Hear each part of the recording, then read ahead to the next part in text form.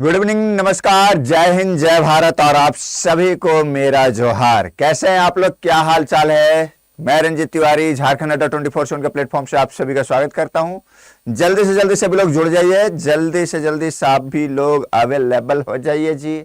हम लोग कौन अब यहां से क्लास चालू करेंगे, है ना। यहां से जब क्लास चालू होगी, बीच में 2-4 दिन गैप हुए थे, है ना, उसमें आप लोगों का रिदम टूटना नहीं चाहिए। एक अच्छे विद्यार्थी का, है ना, उसमें रिदम टूटना नहीं चाहिए एक अच्छे विद्यार्थी का। कहाँ है सभी लोग भाई? हाँ, मनीषा, दिव्या, नूरी, सरिता, शहनाज, आदित्य, अंकिता, सत्या, है ना। चलो, बहुत सही है, बहुत सही है। क्या सोचा था? मत बनाना घर मेरे किनारे पे, मैं समुंदर हूं, लौट कर जरूर आऊंगा, है ना। मत बनाना घर मेरे किनारे पे, मैं समुद्र हूं, लौट कर जरूर आऊंगा। इतने आसानी से मैं आपको छोड़ने वाला नहीं, इतने आसानी से मैं आपको छोड़ने वाला नहीं। जहां मंजिल है वहां तक पहुंचाऊंगा। टेंशन ना लो भाई, टेंशन बिल्कुल नहीं लेना है। जिस थोड़ा देर हो सकता है, सवेर हो सकता है, कुछ, है ना, मिस बैलेंस हो सकता है, लेकिन बाकी सब सही रहेगा। आज आंसर नहीं दे सकूंगी, डिनर बना रही हो तो डिनर बनाओ आपका। चलो आगे सभी लोग। वाह वाह, क्या बात है, क्या बात है। चलिए, सही है। चलिए, तो पहला सवाल आपके सामने। वायुमंडलीय हवा पृथ्वी पर रखी जाती है, यानी atmospheric air is placed on the earth. मतलब पृथ्वी के इर्द गिर्द जो हवा जो होता है, वायुमंडल होता है, क्यों होता है, किस कारण से हो पाता है? लिटिल बिट, लिटिल बिट है तो थोड़ा सा बर्दाश्त कर लीजिए, ठीक है, वो भी ठीक कर दिया जाएगा तुरंत, ठीक है। लिटिल बिट को थोड़ा सा बर्दाश्त कर लीजिए, है ना। तो ये क्या होता है, सभी लोगों को पता है, आप लोगों को, ये गुरुत्वाकर्षण के कारण होता है, गुरुत्व के कारण, है ना, गुरुत्वाकर्षण के कारण। पृथ्वी का ग्रेविटेशन ही वायुमंडल को बांधे रखता है। तो ए जिसका जिसका सही है वो ठीक है। फिर आगे अगला सवाल ले लीजिए। क्या है? काले वस्त्रों के मुकाबले सफेद वस्त्र क्यों शीतलता प्रदान करती है? काले वस्त्र के मुताबिक। क्वेश्चन आप लोग ऑप्शन पढ़िए और जवाब दीजिए जल्दी जल्दी। ऑप्शन देखिए और जवाब दीजिए जल्दी जल्दी। अपने पास पहुंचने वाले सभी प्रकाश को अवशोषित कर लेते हैं, उनके पास जो भी प्रकाश पहुंचता है उससे परावर्तित कर देते हैं, प्रकाश भेदन नहीं होने देते हैं, सूर्य के प्रकाश को पूर्णतः शीतल कर देते हैं। क्या होगा? हाँ, तो यहां पर बिल्कुल जो है सूर्य के प्रकाश को शीतल नहीं कर देते हैं, जो भी प्रकाश पहुंचता है उसे परावर्तित कर देते हैं। बी जिसका जवाब है बिल्कुल सही है। चलिए अगला सवाल ले लेते हैं जल्दी। अब रैपिड फायर चालू, अब बातचीत बंद। अभिक्रिया उष्मा निर्भर नहीं करती है। The reaction does not depend on the heat. कौन सा रिएक्शन जो है हीट पे डिपेंड नहीं करता है?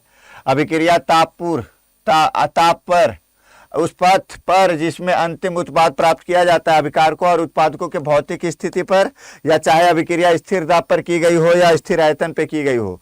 बताइए क्या होगा? Temperature of reaction.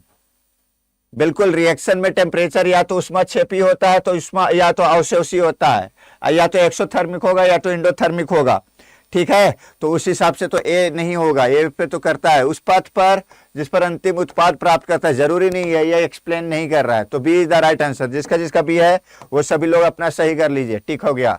अगला सवाल ले लेते हैं। क्या है?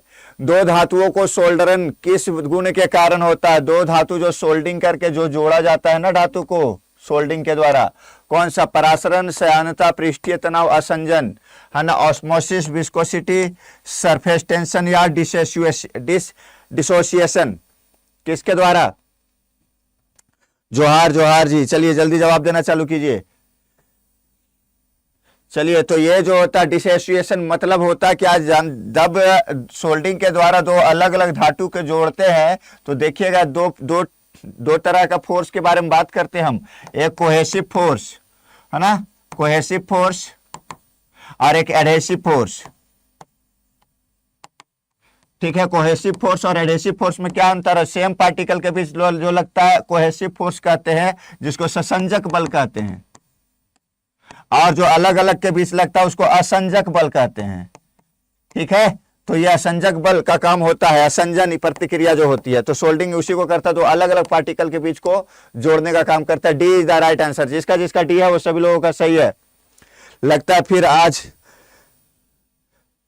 क्या हो गया भाई, सभी लोग जवाब तो दे रहे हैं। कोहेसिव फोर्स जब होगा ना ऋषभ, तो दो एक सेम मटेरियल होना चाहिए, लेकिन दो अलग अलग चीज होता है। सोल्डिंग अलग धातु का होता है, दो मेटल अलग धातु का हो सकता है, तब वहां पे जो होता है एडहेसिव फोर्स, एडहेशन होगा, कोहेशन नहीं होगा। कोहेशन लगता है, कोहेशन नहीं लगता है, एडहेशन लगता है। ठीक है, उसका कॉन्सेप्ट पे आइए फिर। जब किसी पाषाण खंड को पानी में डुबाया जाता है तो वह समान पानी को विस्थापित कर देता है। क्या चीज को? कहां गए सिंह जी, एक आंसर दिया और गायब हो गए, जल्दी बताइए। जैसे कि देख लीजिएगा, जब भी बात करते हैं, जब पारा जो होता है बीकर में, तो पारा और पारा के बीच कोहेसिव फोर्स लगता है, लेकिन पारा और ग्लास के बीच एडहेसिव फोर्स लगता है, अलग अलग।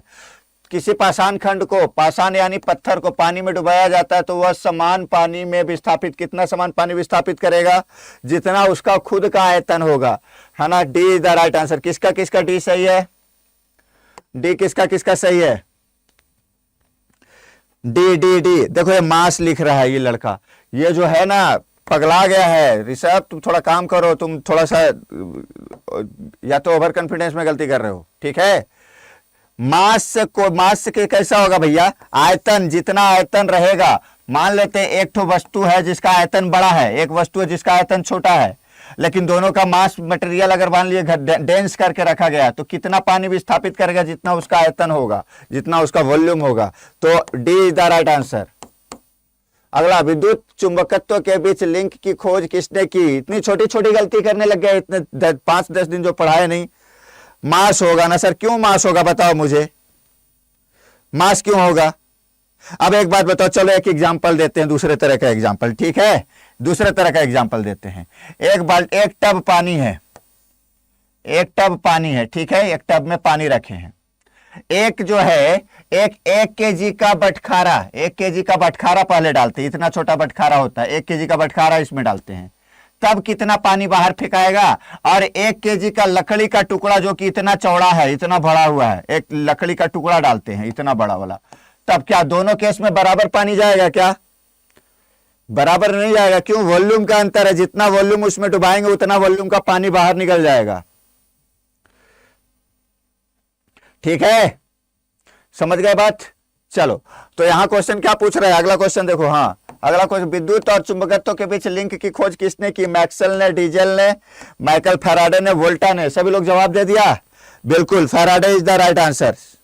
Faraday is the right answer कर दिए। चलो, बहुत सही है, Michael Faraday is the right answer. बिल्कुल, अगला सवाल ले लेते हैं। क्या अगला सवाल? एक व्यक्ति रत्नों के ढेर से वास्तविक और कृत्रिम रत्नों को अलग अलग करना चाहता है, तो वो उसे किस विकिरण का उपयोग करेगा? रिफ्लेक्शन किससे ज्यादा होगा?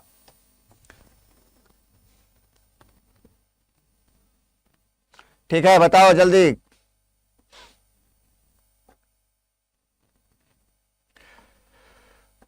Faraday is the right answer. बिल्कुल, तो एक व्यक्ति रत्नों के ढेर से वास्तविक, बहुत सारा रत्न का ढेर है, कृत्रिम रत्न को अलग करना चाहता है, वास्तविक और कृत्रिम रेट को अलग करना चाहता, तो किस किरण से?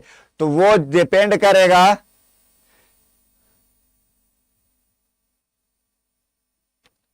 बिल्कुल इंफ्रारेड चल रहा है। Infrared is the right answer, बिल्कुल सही है। इंफ्रारेड जो है ना अलग अलग एंगल पे है ना, उसका क्रांतिक कोण अलग होगा सारा, उसके आधार पे जो है ना अलग अलग डिफ्लेक्शन करेगा। तो B is the right answer, B is the right answer. ठीक है, अगला सवाल, पदार्थ का परमाणु किसने प्रतिपादित किया था? पदार्थ का परमाणु के बारे में कौन? एवोगाड्रो, डाल्टन, न्यूटन, पास्कल, किसने बताया था? जल्दी बताओ। इंफ्रा, बिल्कुल infra is the right answer. जल्दी से बताएंगे। हाँ, सिंह जी, कुशवाहा जी, एक्स किरने बोल रहे हैं। एक्स किरने को मैंने चेक किया था, एक्स किरने के कहीं कहीं आंसर गलत दिया हुआ है। ठीक है, इंफ्रारेड ज्यादा आंसर आ रहा है, मैंने चेक किया था इसको। आप एक बार क्रॉस चेक कर लीजिएगा, अगर लगेगा सेम तो बताएंगे थोड़ा। सुनिए, डाल्टन सबसे पहले father of atom, father of atom कौन है भाई? डाल्टन है। कौन है? तो डाल्टन है। चलिए अगला सवाल, किसी तत्व के तुल्यांकी भार तथा संयोजकता को गुणनफल किसके बराबर होता है? किसी तत्व को तुल्यांकी भार तथा संयोजकता का गुणनफल किसके बराबर होता है? वाष्प घनत्व, सापेक्षता, परमाणु भार, अणुभार। हाँ, इंफ्रारेड होगा, बिल्कुल सही है, सही है। अच्छा, एक चीज मुझे तो थोड़ा, मैं सोशल मीडिया पे ज्यादा एक्टिव मैं हूं नहीं, एक चीज केवल जानना था। आप लोग तो बहुत विद्वान विद्वान सोशल मीडिया के यहाँ पे खिलाड़ी सब बैठे हुए हैं। अगर किसी को मैं अपना आईडी वगैरह ना दूं फेसबुक का, तो भी वो मेरे पास आ सकता है क्या? मेरे फेसबुक आईडी पे आ सकता है क्या? बहुत सारा जो है फ्रेंड रिक्वेस्ट ऐसे आए हैं, बोले सर मैं पढ़ता हूँ, इस टाइम में पढ़ता हूँ, स्टूडेंट हूँ, बिहार से हूँ, तो झारखंड से हूँ, इस तरह के मतलब बहुत सारे आए हुए हैं। तो कैसे पता चलता है? पता चल जाता है क्या कि कहाँ मिलेंगे रंजीत सर? फेसबुक पे सर्च करने से मिल जाता है क्या? अच्छा, एटॉमिक वेट यहाँ पर क्या पूछ रहा है?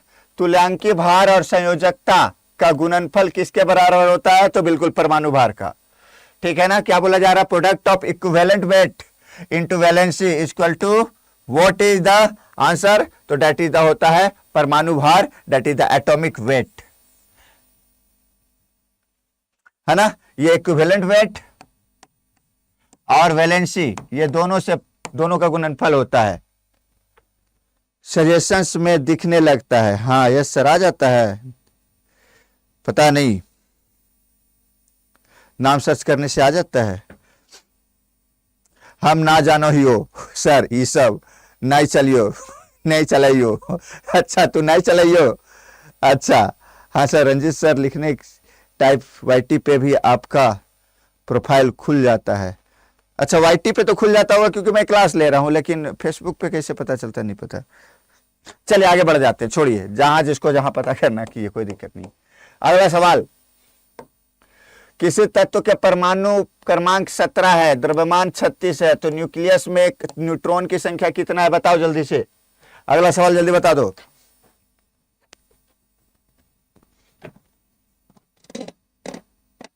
Sir any problem?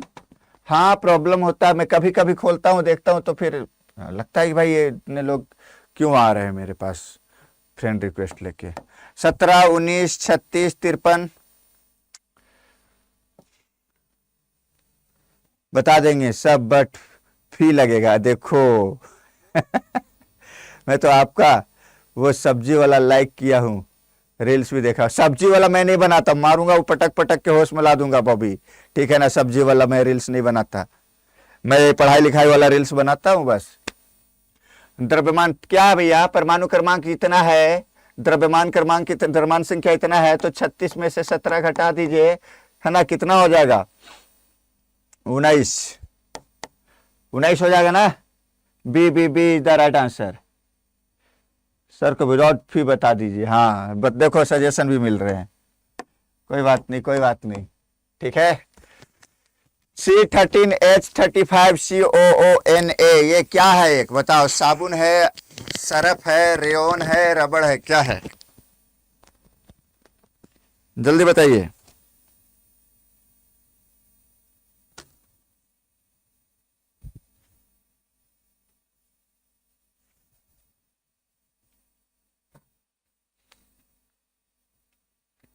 हाँ तो ये साबुन है, ये कैसी का फॉर्मूला है? This is a formula of साबुन, ये साबुन है, बिल्कुल अपमार्जक नहीं है। ए इज द राइट आंसर, ए ए ए, गोर होने वाला साबुन। हाँ हुआ अभी तक बॉबी, गोर हुआ? चलिए, कहाँ है भाई? और किस विकिरण का वेग प्रकाश से कम होता है? किस विकिरण का वेग जो होता है प्रकाश के वेग से कम होता है, लेकिन बाकी सब लगभग प्रकाश के वेग के बराबर होता है, पारावैंगनी, गामा, एक्सरे सब, लेकिन किसी एक का कम होता है, अल्फा का कम होता है। ए इज द राइट आंसर, है ना? अल्फा का कम होता है। निरमा ही साबुन लेना, लक्स इंटरनेशनल, गोर होने वाला। अच्छा, उल्टा होते जा रहा है, हाँ उल्टा होते जा रहा है। चलो कोई बात नहीं, कोई बात नहीं। किसी तत्व के रासायनिक गुण निम्न में से कौन सा तय करता है? किसी तत्व का रासायनिक गुण निम्न में से कौन तय करता है? प्रोटॉन की संख्या, इलेक्ट्रॉन की संख्या, न्यूट्रॉन की संख्या, उपर्युक्त में सभी। अरे कि इन शॉर्ट्स में या कहा एक न्यूज वायरल काफी हो रहा था 2-4-10 दिन पहले ही, एक लेडी, एक पत्नी जो है अपने पति की हत्या कर दी, पकड़ा गई, पुलिस के सामने कबूली। तो क्या कबूली पता है? कि मेरा पति काला था, हमको पसंद नहीं था इसलिए मार दी। तो बोला किसी से अफेयर है? बोलता नहीं वो तो कर लेंगे बाद में। हम बोले बाप रे, इस कलयुग में ऐसा ऐसा हो रहा है, खतरनाक है। टेंशन हो गया भाई बहुत लोगों के बारे में सोच के। हम बोले बॉबी को बारे में सोच, तभी ध्यान आ गया, फिर उसको कौन बचाएगा भाई, है ना। फिर उसको बोलेंगे भाई देखो अपने ही जैसा काली देख के कर लेना। ठीक है। नंबर ऑफ इलेक्ट्रॉन बिल्कुल सही है। ये मर्डर करने को कोई रीजन है बताओ कि मेरा पति काला है इसलिए मार दिए? इलेक्ट्रॉन की संख्या, गुण, रासायनिक गुण किस पे है? इलेक्ट्रॉन की संख्या पे। डोनेट करेगा या एक्सेप्ट करेगा, वैलेंसी कितना होगा, रिएक्शन कैसे होगा, तो सारा क्वालिटी किस पे डिपेंड करेगा? मेटेलिक होगा या नॉन मेटेलिक होगा, है ना, सेमी मेटेलिक होगा, सब डिपेंड करेगा भैया इलेक्ट्रॉन की संख्या पे। अगला सवाल, अगला सवाल। इतना ईमानदार, हाँ सोचो ना। पुराना न्यूज है ना, मेरे पास थोड़ा लेट से आया। कल की अवतार बॉबी के लिए उसकी बहन है। आप टेंशन ना लो, सुंदर है, ठीक है ना, कोई बात नहीं। वो तो अभी बता रहा कि साबुन लगा के परेशान हो गया, उल्टा होते जा रहा। अधिकतम द्रव्यमान किसका है? इलेक्ट्रॉन, प्रोटॉन, न्यूट्रॉन या हाइड्रोजन न्यूक्लियस का? हम समझते हैं जिस जिस बहन को काम लेना रहता है अपने भाई से, वो सब ऐसे ही चढ़ा के रखती है, हम सब जानते हैं।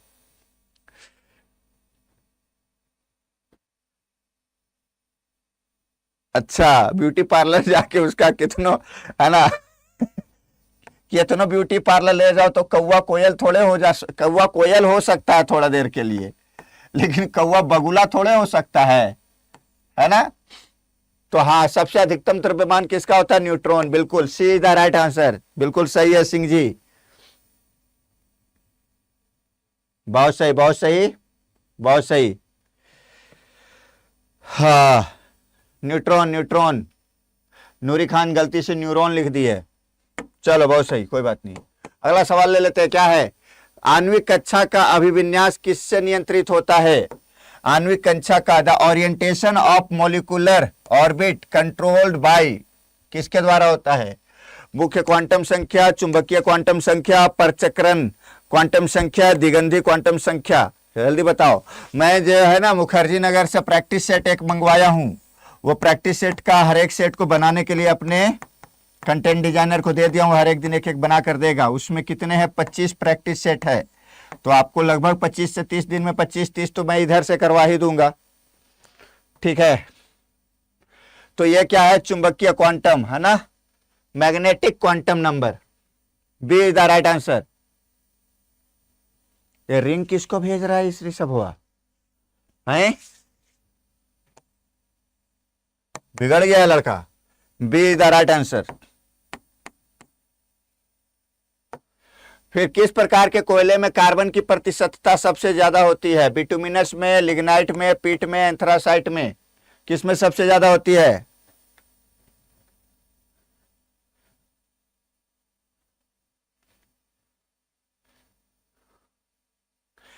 देखो कौन पूछ रहा भाई?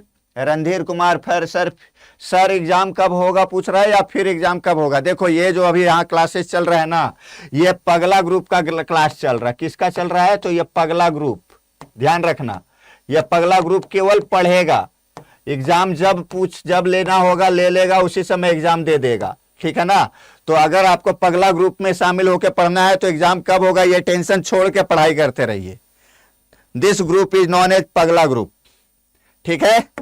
चलो आगे बढ़ते हैं। तो सबसे ज्यादा जो है कार्बन की मात्रा होता है anthracite. D is the right answer. D जिसका जिसका है वो सभी लोग सही है। हाईलाइट होना चाहते हैं ताकि सर उसका नाम ले। अच्छा हाँ, 25 दिन में आपने कहां से सेट, डेट्स वाई, कहां से हो, क्यों बताएंगे? नहीं, बफरिंग वफरिंग कुछ नहीं हो रहा। एंथ्रासाइट होता है जो कि जम्मू कश्मीर में मिलता है, बिल्कुल सही बात है, anthracite is the right answer. चलो ठीक है। अगला सवाल, परमाणु संयंत्रों को बंद किया जाना है, इस क्रिया को बंद कराने के उपयोग में लाई जाने वाली छड़ बनी रहती है। परमाणु संयंत्रों को बंद किया जाना मतलब nuclear plant have to be shut down, stick use to stop this action. एक दूसरे तरह से क्वेश्चन भी पूछता है कि परमाणु रिएक्शन को नियंत्रित करने के लिए किसका उपयोग किया जाता है। इसमें एक फ्रेज है, नॉन ऑफ योर बिजनेस। अच्छा भाई, भोजपुरी में भी एक फेज है, झगड़ा ना तो हनी सब आपस में, है ना, यहाँ पढ़ाई करा, है ना, टेंशन लेवे के नहीं खे यहाँ। चला, तो कैडमियम, बिल्कुल A is the right answer, cadmium is the right answer. चलिए कोई बात नहीं। क्यों यार तुम लोग इतनी समझ में नहीं आता है। किसी किसी के ना सिंग निकले हुए होते इस तरह के, है ना, कहीं ऑनलाइनो लड़ लेंगे, है ना, ऑनलाइनो लड़ लेंगे, दांतों निकल रहता है, नाकों निकल रहता है कि भैया लड़ने का मौका चाहिए, कहूं लड़ लेंगे, टेंशन नहीं है, काहे परेशान है भैया। चलो, cadmium is the right answer. पशु प्रोटीन प्रथम श्रेणी का प्रोटीन माना जाता है, क्यों? खाना ना पची फिर। हाँ, हम नहीं है झगड़ रहे, चलो कोई नहीं झगड़ो, कोई नहीं झगड़ो, सब अच्छे हैं आप लोग। कंबला फाइट कर रहा है जो हिट है, बहुत सही है। देखो देखो, एलोन वाली खुशी जो है ना, बोल रही है सर छठ वाली पूजा में मोटे हो गए, हम मोटे हो गए हैं। चलो बहुत अच्छा लगा ये सुन के, चलो बहुत सही है। पशु प्रोटीन सबसे क्यों भैया? क्योंकि पहली बात तो ये इसमें अनिवार्य एमिनो एसिड भरपूर मात्रा में होता है। सभी लोग जवाब दे दिए, कहाँ गए हैं भाई? सिंह जी, ऋषभ, अंकिता, अनुराग, सरिता, गौतम, सत्येंद्र, नरेश, रणधीर, गुणाधर, गौतम, मधु, सभी लोगों का आंसर, बिल्कुल सभी लोगों का एक ही आंसर है, मतलब कोई गलती नहीं कर रहा। क्या बात है, आप लोग पढ़ने लग गए हैं या सुधर गए हैं? हम सुधर रहे तो पहले से थे, पढ़ने लग गए हैं, सीख गए हैं। समझिए, नॉनवेज से आदमी को एक जगह से ज्यादा प्रोटीन क्यों मिल जाता है भैया? कि समझिए मैक्सिमम एमिनो एसिड जो है ना नॉनवेज से मिल जाता है, लेकिन वेज आइटम से एक ही जगह से सारा एमिनो एसिड नहीं मिलता है, 1 2 3 टाइप के मिलते हैं, सब नहीं मिलते हैं। इसलिए वेज खूब खाएगा तब मोटाएगा, नॉनवेज थोड़ा खाता है ना तो भी हो जाता है, समझिए। उसके बाद लाल चने में कौन सा एंजाइम मिलता है? यूरियस, जाइमेस, माल्टेस और डाइस्टेस। चलिए, हाइलोन गर्ल, अच्छा, भूलिएगा नहीं, नहीं भूलेंगे। अब कार्तिक एंड नॉनवेज चल तो दांत पजा के बैठल है, बताओ भाई। बिल्कुल सही जवाब, सबसे पहले जवाब देते हुए सिंह जी, बहुत बेहतर, सही। डाइस्टेस इज द राइट आंसर, है ना। चलो, डाइस्टेस इज द राइट आंसर। अगला सवाल क्या है? एंजाइम होते हैं सूक्ष्म जीव, प्रोटीन, अकार्बनिक यौगिक, फफूंदी। अभी बिहार में कौन सा एग्जाम दिए थे सिंह जी? आपका एग्जाम भी था ना, बता तो रहे थे। हाल फिलहाल में एग्जाम था कि नहीं? 1 2 महीना पहले एग्जाम हुआ था, उसमें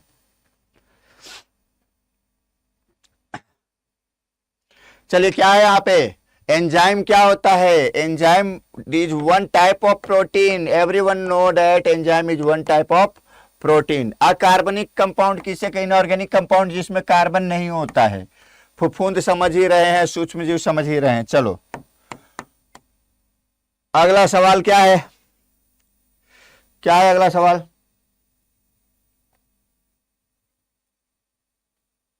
जल्दी से बताइए, अगला सवाल क्या है? झारखंड में अधिकांश वर्षा किससे प्राप्त होती है? झारखंड में अधिकांश वर्षा किससे प्राप्त होती है? नॉर्वेस्टर से, चक्रवातों से, अरब सागर के मानसून से, बंगाल की खाड़ी के मानसून से। कोई एग्जाम नहीं हुआ था सर जी, अभी बिहार पुलिस का था, वो भी कैंसिल हो गया। बिहार कैंसिल कैसे हो गया? अभी तो होने वाला है बिहार दरोगा का। हाँ देखिएगा, झारखंड में अधिकांश वर्षा जो होता है ना, वो किधर से होता है? यहाँ पे नॉर्वेस्टर, चक्रवात, अरब सागर का मानसून, बंगाल की खाड़ी का मानसून। तो जैसे कि झारखंड आपका कहाँ पड़ता है देख लीजिएगा।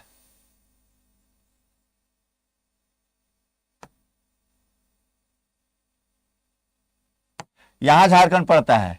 तो बे ऑफ बंगाल वाला मानसून ज्यादा पहुंचता है, इधर वाला जो मानसून होता है ना थोड़ा पहुंचते पहुंचते छत्तीसगढ़ में एमपी में खत्म हो जाता है, लगभग बहुत कम पहुंचता है, इधर तक पहुंचता है बिहार से होते हुए, लेकिन झारखंड के एरिया में इधर बे ऑफ बंगाल वाला ज्यादा, बंगाल की खाड़ी का मानसून का प्रभाव ज्यादा होता है। अगला सवाल, झारखंड के किस जिले में जीवाश्म पार्क फॉसिल पार्क का विकास किया गया है? जामताड़ा, दुमका, साहेबगंज, पाकुड़, जल्दी से बताएंगे। अच्छा 17 दिसंबर को होने वाला था, फिर मितावड़ी स्टक कर गया। क्या स्टक कर गया? वीडियो स्टक क्यों कर गया? रिफ्रेश करो, ठीक हो जाएगा। सर 5 से 6 दिन में झारखंड ना आया, समझ लीजिए हम लोग इंग्लिश पढ़ लिए जो हिंदी सेड रहे। मैप गिर रहा है, अब लग रहा है सर का मैप गिर रहा है नहीं यार, जल्दीबाजी में बना दिए हैं। हाँ, तो झारखंड के किस जिले में जीवाश्म पार्क के विकास का बोला गया, विकास किया गया है? तो Sahebganj is the right answer, बिल्कुल। अगला सवाल क्या है? सिंहभूम के नामकरण का सबसे मौलिक आधार किसे माना गया है? यही है भाई, कहीं गायब नहीं होंगे। कहां गायब होंगे बताओ ना।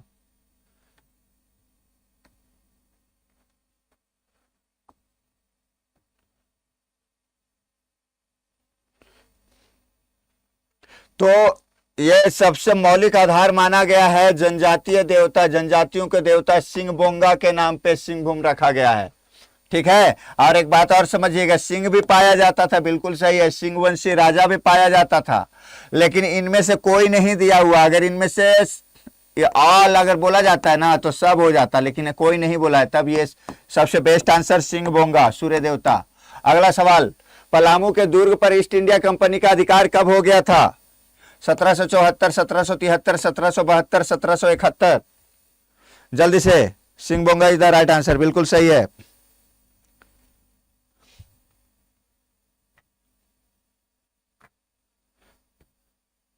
तो ये जो है 1771 में, ध्यान रखिएगा, 1771 में पलामू के ईस्ट इंडिया कंपनी पे, क्योंकि पहले वो कंपनी के रूप में बढ़ा रहे थे आगे को। 73 से तो अपना एक्ट लाना चालू कर दिया, रेगुलेटिंग एक्ट 1773। किस नागवंशी शासक ने मुगल के कैद से जहांगीर के काल में छूटने के बाद राजधानी दोईसा में स्थापित करके यहाँ अनेक सुंदर आवासीय भवन और मंदिरों का निर्माण कराया? कौन नागवंशी शासक था? मुगल का कैद से छोड़ दिया गया उसको, है ना, जब वो हीरे का पहचान कर लिया था बताइए कौन है? तो वो है बिल्कुल दुर्जन साल, बिल्कुल A is the right answer. जिसका जिसका ए है वो सभी लोग सही। अगला सवाल, कोयले की धुलाई सफाई के लिए कोयला शोधन केंद्रों कोल वॉशरी का विकास सर्वाधिक किस क्षेत्र में हुआ है? कोल वॉशरी का विकास सर्वाधिक किस क्षेत्र में हुआ? दामोदर घाटी कोयला क्षेत्र, हजारीबाग कोयला क्षेत्र, राजमहल कोयला क्षेत्र, उत्तर घाटी कोयला क्षेत्र, किस घाटी में? जल्दी से बताएंगे। तो ये बिल्कुल दामोदर घाटी, बिल्कुल दामोदर घाटी, दामोदर वैली कोल फील्ड में सबसे ज्यादा, ध्यान रखिएगा कोयले की धुलाई के लिए। अगला सवाल, पंचकोट के किले का निर्माण कराने वाले गोमुख राजा किस वंश से थे? बताइए। झारखंड स्पेशल चल रहा है सेट में, कल का सेट में जो किया था हम लोगों ने, जीएस हो गया था, आज साइंस हो गया और झारखंड स्पेशल चल रहा है। एक सेट में एक ही दिन में करना था हमें, लेकिन एक दिन में नहीं हो पाया, ठीक है, आज 2 दिन में हो पाया। कल संख्या बल कमजोर थी आप लोगों की, इसलिए मैं कंप्लीट नहीं करवाया था। तो पंचकोट किले की निर्माण करने वाले गोमुख राजा किस वंश से संबंधित है? तो गोवंशी राजा। कौन सा वंशी? गोवंशी राजा, सी द राइट आंसर, गोवंशी, चेरो नहीं, गोवंशी राजा थे, गोवंशी राजा के नाम से भी जाना जाता था। अगला, झारखंड के पठारी क्षेत्रों में आदि मानव के निवास के सबसे पुराने अवशेष किस काल में पाए गए थे? झारखंड के पठारी क्षेत्र में आदि मानव के निवास के सबसे पुराने अवशेष किस काल से संबंधित है? पूर्व पाषाण काल, नवपाषाण काल, ताम्रपाषाण काल, ऐतिहासिक काल, जल्दी से बताइए। सर आपको क्या लगता है कि एग्जाम कब तक होगा? एग्जाम हो जाएगा इस साल में, तो हो जाएगा, है ना। देखिए दिसंबर के लास्ट तक में ले लेगा, क्योंकि लेना पड़ेगा इसको, क्योंकि लेना पड़ेगा, इसीलिए बोल रहा हूं ना कि हेमंत सोरेन को इस बात का पूरा डर है, इस बात का पूरा डर है हेमंत सोरेन को कि विद्यार्थी वर्ग, नवयुवक वर्ग जो है ना उससे बहुत नाराज है। क्योंकि अभी तक जितनी नौकरियां हुई है ना, चाहे हाई स्कूल के टीचर का हो जाए, चाहे कुछ भी हो जाए, चाहे सचिवालय सहायक वाला हो जाए, वो सब रघुवर के सरकार में ही इनिशिएट किया गया था। उसको केवल फाइनल रिजल्ट जो पेंडिंग था वही ये किया है, अपने तरफ से कोई नौकरी निकाल के दिया नहीं है। तो इसको पास क्रेडिट लेने के लिए कुछ है नहीं, तो ये जरूर करेगा इस बार, ठीक है ना, अपने इलेक्शन के पहले ये जरूर कंप्लीट करेगा। दूसरी बात, बहुत सारी और भी बातें हैं, चलो वो सब नहीं बता पाएंगे हम, है ना। तो चलिए, झारखंड के पठारी क्षेत्रों में आदि मानव के निवास स्थान के सबसे पुराने अवशेष किस काल से संबंधित है? तो ये पूर्व पाषाण काल। ए आदि मानव का, ए इज द राइट आंसर। जिसका ए था, ए। सी क्यों मार रहे आंसर, सी क्यों मार रहे थे आंसर? ताम्र पाषाण काल नहीं, आदि मानव की बात कर रहा, पाषाण युग की बात कर रहे हैं, उस समय भी था। पूरे झारखंड प्रदेश में वह कौन सा जिला था जो पूरी तरह से मुस्लिम आक्रमण से अछूता रहा? मतलब जो है, जब मतलब क्या बोला जाता है, मुस्लिम आक्रमण कब? 712, हाँ 712 एडी, मोहम्मद बिन कासिम, 711-712, वहां से लेकर शुरुआत की बात कर रहा है। शुरुआत में कौन सा जिला जो है जहां पे अटैक नहीं हो पाया, जहां तक वो नहीं पहुंच पाया था? तो जो भी देखिएगा भारत में, भारत का मैप अगर देखिएगा, भारत का आप मैप देखिएगा तो इस तरह से, अभी ठीक है ना मैप, तो इधर से आक्रमण जब भी आक्रमण हुआ इधर से ही हुआ है, देखिएगा। तो झारखंड आते आते, यहां तक आते आते फिर चल जाता था लपेट के, पैसा वैसा लपेट के सारा कुछ। उसके बाद ये धनबाद तक, ये झारखंड का ये धनबाद जिला तक पहुंच ही नहीं पाता था, पहली बात। दूसरी बात है, जब यहां पर आप देखिएगा दिल्ली सल्तनत और मुगल सल्तनत इस्टेब्लिश हो गया, तब पूरा कैप्चर हुआ है। लेकिन आक्रांता के रूप में उसको बोला गया जो आता था लूट के लेके चला जाता था। मोहम्मद बिन कासिम हो गया, है ना, फिर आपका गजनी हो गया, गौरी हो गया। तो गौरी का जो चेला था या गुलाम था मोहम्मद कुतुबुद्दीन ऐबक, उसने लाहौर में कैपिटल स्थापित किया, फिर उसका गुलाम जो है इल्तुतमिश दिल्ली से काम करना चालू किया, तब वो दूसरा हुआ। तो शुरुआत में ये पूछे धनबाद होगा, धनबाद जिला टच नहीं हुआ था। ध्यान रखिएगा। अगला, पूरे सिंहभूम क्षेत्र में 1857 ईस्वी के क्रांतिकारियों के सर्वमान्य नेता कौन थे? पूरे सिंहभूम क्षेत्र में 1857 ईस्वी में क्रांतिकारियों के सर्वमान्य नेता सुरजन सिंह, श्यामकर्ण, जग्गू दीवान और अर्जुन सिंह। ये जग्गू दीवान हमारे शहर के थे, है ना, हम लोगों के कॉलेज के सामने इसका प्रतिमा लगा हुआ है ना, जेएलएन कॉलेज सीकेपी, प्रतिमा लगा हुआ इस तरह से। इनके हाथ में ऐसे तलवार था। एक दिन सुबह सुबह आदमी उठा, देखा कि सब कुछ तो प्रतिमा ठीक है, इनके हाथ का तलवार गायब है। तलवार कोई लेके चल गया था, ये खड़े रह गए बेचारे। तो लास्ट में फिर कोई दूसरा कोई जो है ना, सबको मिलके पत्थर का तलवार बना दिया कि उसको तो लेके कोई नहीं न जाएगा। हाँ, धनबाद से ट्रांसलेशन देखिए, धनबाद का ट्रांसलेशन देखें। अच्छा छोड़िए, क्या होगा पता नहीं, होगा कुछ गड़बड़, हम जान रहे हैं। तो ये कौन है? Arjun Singh. Arjun Singh is the right answer. Arjun Singh is the right answer, जो 1857 में क्रांतिकारियों के सर्वमान्य नेता थे। ठीक है, धनबाद का क्या ट्रांसलेशन था भाई? ओहो ठीक है चलो, पूरे सिंहभूम क्षेत्र में 1857 के क्रांतिकारियों के सर्वमान्य नेता अर्जुन सिंह, बिल्कुल सही। अगला सवाल क्या है? अगला सवाल, छोटा नागपुर पठारी भाग के किस हिस्से के मैदानी भाग नदी घाटी क्षेत्र में 24 का मैदान कहा गया? 24 परगना कहा गया। छोटा नागपुर पठारी के किस हिस्से के मैदानी भाग को नदी घाटी क्षेत्र में 24 मैदान कहा गया? रांची के पठारी भाग को, हजारीबाग के पठारी भाग को, राजमहल के पठारी भाग को, दामोदर के पठारी भाग को? थैंक यू लिखा हुआ था, हाँ देख लिया मैं, इसलिए सब थैंक यू बोल रहे थे। अच्छा सर, उनको अकेला रहने दिया, किसको? हाँ होगा, तो इसलिए गया होगा सर। हाँ सही है, लांची रांची के पठारी भाग को, बिल्कुल, है ना, इसी को बोला 24 का मैदानी भाग। अगला सवाल कौन है? देखो, पूर्व मध्यकाल में छोटा नागपुर में अनेक राज्य स्थापित हुए, किंतु निम्न में से किस राजवंश की प्रधानता रही? पूर्व मध्यकाल में छोटा नागपुर में अनेक राज्य स्थापित हुए, परंतु निम्नलिखित में से किस राजवंश की प्रधानता रही? नागवंशियों की, सिंहवंशियों की, रक्षसेलों की, इनमें से कोई नहीं। तो पूरे स्थापित जिसमें राजवंश की किस नागवंशीय राजवंश का प्रधानता रही है। समझ रहे हैं कि नहीं समझ रहे हैं? नागवंशी, ए इज द राइट आंसर। जिसका जिसका ए है सभी लोगों का सही है। अगला सवाल क्या है? झारखंड में औसत वार्षिक वर्षा का मात्रा कितना है? 1300 से 1450, 1100 से 1600, 1200 से 1700, 1300 से 1800। बताइए एवरेज रेन कितना होगा? तो सभी लोगों को पता है ना, कोई ऐसा है? सर बॉबी भाई तोतले हो गए हैं। अब तोतले होना नहीं है यहाँ पे, क्यों तोतले हो गए भाई तुम लोग? चलो, तो ये 1300 से 1450 बिल्कुल सही है। अच्छा, झारखंड में सबसे ज्यादा वर्षा कहां होता है? झारखंड में सबसे ज्यादा वर्षा कहां होता है?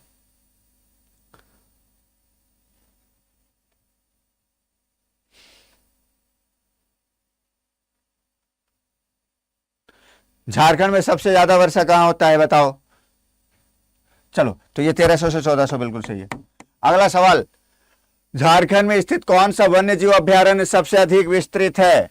सबसे अधिक विस्तृत कौन है? बेतला राष्ट्रीय उद्यान, पलामू, हजारीबाग अभ्यारण्य, हजारीबाग, उधवा जल पक्षी विभाग, साहिबगंज या दलमा अभ्यारण्य, जमशेदपुर? कहां पे?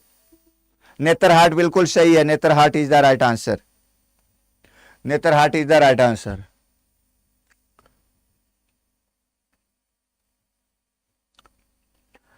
देखिए, तो बेतला जो है वन्य जीव अभ्यारण्य सबसे अधिक फैला हुआ है, पलामू वाला। चलिए अगला सवाल क्या है? अगला सवाल मिलाना है जी इसको, तो इसको मिलान करना है ना? कैसे कैसे मिलाइएगा बताइए। उसरी तो गिरिडीह में है, ठीक है। बताओ, सदनी घाट गुमला है ना, पंचधारा रांची, लोध, लातेहार, ठीक है। ए का 2, बी का 3, सी का 4, हाँ 1। कौन वाला सही हो रहा है? D is the right answer. D D D D sir, B option सही है। बी ऑप्शन सही नहीं है पगलेट, डी ऑप्शन सही है, ठीक है। अगला सवाल, स्तंभ 1 और स्तंभ 2 को मिलाते हुए निम्नलिखित में से कूटों में अपना उत्तर चुन लीजिए। चुन लीजिए, अपना उत्तर चुन लीजिए। मगरमच्छ वाला तो रांची में है, सभी को पता है। मगरमच्छ रांची, ठीक है ना। ईचागढ़ खरसमा, जीवाश्म वाला साहेबगंज अभी आया था ऑप्शन में। पालकोट बनने वाला गुमला में। देखो तो कौन सा सही है इसमें, मैच करो तो। मैच कर लिया? B B B is the right answer. B very right answer, B बिल्कुल सही जवाब है। अगला सवाल, वन्य जीव अभ्यारण्य स्तंभ 1 और स्तंभ 2 को मिलाते हुए नीचे दिए गए कूटों में अपना उत्तर चुनिए। कौन कौन, कहां कहां, कैसे कैसे होगा भैया बता दो। उधवा पक्षी है तो इधर से मिला लीजिए, यह साहेबगंज ऐसा ही हो गया, साहेबगंज ऐसा ही हो गया, ठीक है। और जो है आपका यहां पर लावालंग तो चतरा में है, लावालंग आपका चतरा में है, लावालंग चतरा में। महुआ टाड़ कहां है? महुआ टाड़ पलामू, जवाहर जैविक उद्यान बोकारो। कौन सा है? जवाहर जैविक उद्यान बोकारो नहीं है, गड़बड़ा गया ना। हाँ हाँ, ठीक है ठीक है ठीक है। कौन सा आंसर हो रहा है इसके हिसाब से? 4 1 का 4, 4 इक्कठों में तो है, सी ही होगा, सी ही होगा बस। उधवा देखिए लास्ट में काम खत्म। हाँ ठीक है, बिल्कुल सही बात है। 341771। ये क्या है कोमल कुमारी? देखो जी, 2 टुकड़ा में फोल नंबर दे रही है कि ले लो कोई। चलो सुनो चलो यहां पर क्या है? अगला सवाल, अधिसंख्य जनजातीय भाषाएं किस भाषा समूह के अंतर्गत आती है?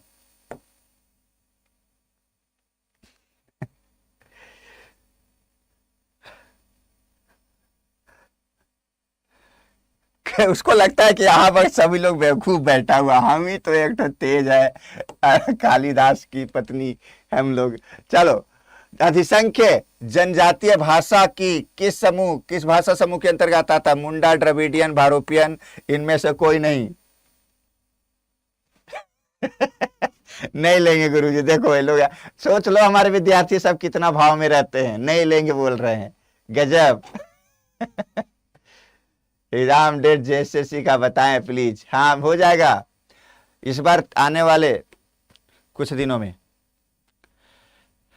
करंट अफेयर कब से? जब से बोल दीजिए आप लोग तब से ले लेंगे, क्या दिक्कत है। तो ये क्या है, ज्यादातर जो है ना, कौन सा ऑस्ट्रिक भाषा समूह के हैं, सब भाषा समूह के है ना, ऑस्ट्रिक। निम्नलिखित में से कौन सा त्योहार पहाड़ी खड़िया जनजाति की आर्थिक स्थिति को उजागर करता है? सर, बारात जाते टाइम पटका क्यों फोड़ते हैं? कितना नजदीक है एग्जाम। अच्छा पायल सिंह आ गई, निकला है क्या जेएसएससी का?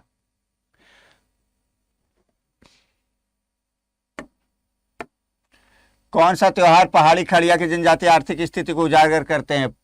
बारात जाते समय पटाखा इसलिए फोड़ते हैं, ये आर्थिक स्थिति को जाहिर करता है, आर्थिक स्थिति को जाहिर करता है, और कोई बात नहीं होता। पटाखा, बम, लाइट, घोड़ा, है ना, जिसके पास पैसा ठीक ठाक है ना, थोड़ा नॉर्मल है तो कार में जाएगा, कोई हाथी पे जाएगा, कोई घोड़ा पे जाएगा, कोई 1000 डांसर लेके जाएगा, तो वो आर्थिक जितनी संपन्न, आर्थिक स्थिति दिखाने की बात होता। फागो, माघे, कर्मा, जेठ, नवाखिया, तो क्या होता? फागो एक पर्व है जिसमें धूमधाम से करते हैं, आर्थिक स्थिति को पता चल जाता है इसमें। A is the right answer, A is the right answer. Sir computer का कब होगा? यही टाइम में होगा, जो होगा यही टाइम में होगा, अल्टरनेट कभी कभी चला देंगे, ठीक है। पटाखा इसलिए फोड़ते हैं क्योंकि उसके धुआं में गायब हो सकते हो। अच्छा ठीक है सही है। कौन सा राजमार्ग झारखंड से नहीं गुजरता है? 12, 13, 14 नहीं, 12, 23, 32, 33, कौन सा राजमार्ग जो है झारखंड से नहीं गुजरता है? तो ये 3 तो गुजरता है, ये आपको पता है, 23, 32 है ना, 2 पर 3, 3 पर 2 और 3 पर 3, ये तो गुजरता है, 12 नहीं गुजरता है, ध्यान रखना। अगला सवाल, झारखंड राज्य में मानसून कब लौटने लगता है? Retreating monsoon. क्वेश्चन नहीं पढ़ते अच्छे से, जोहार जोहार छुटकी रानी। सर से बोर्ड से हटिए, हटा कीजिए, हट गए। झारखंड राज्य से मानसून कब लौटने लगता है? सितंबर मध्य से, अक्टूबर मध्य से, सितंबर माह के अंतिम सप्ताह से, अक्टूबर माह के अंतिम सप्ताह से।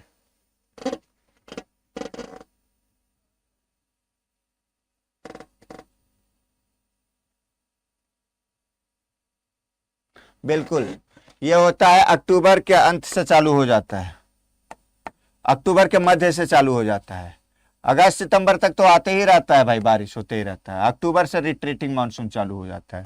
B is the right answer. अगला सवाल, किस भौगोलिक आधार पर कहा जाता है कि झारखंड प्रदेश की जलवायु में महाद्वीपीय लक्षण विद्यमान है? झारखंड में महाद्वीपीय लक्षण विद्यमान है, क्यों? कर्क रेखा की स्थिति के कारण, हिमालय की स्थिति के कारण, स्थल से आबद्ध चारों तरफ से स्थल भाग है, इसी वजह से, भूमध्य रेखा की वजह से, किसकी वजह से? जल्दी बताएंगे। कहां अंकिता का आंसर नहीं दिख रहा हो, चली गई कहा? अब तक बारिश हुई ही नहीं यहां तो।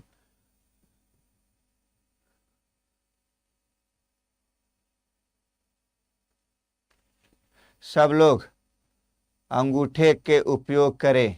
हाँ भाई, लाइक नहीं किया कोई, मैं बोलना भूल जाता, आप करना भूल जाते हैं। सभी लोग लाइक और शेयर कर दो, नए जो है वो सब्सक्राइब कर लेना।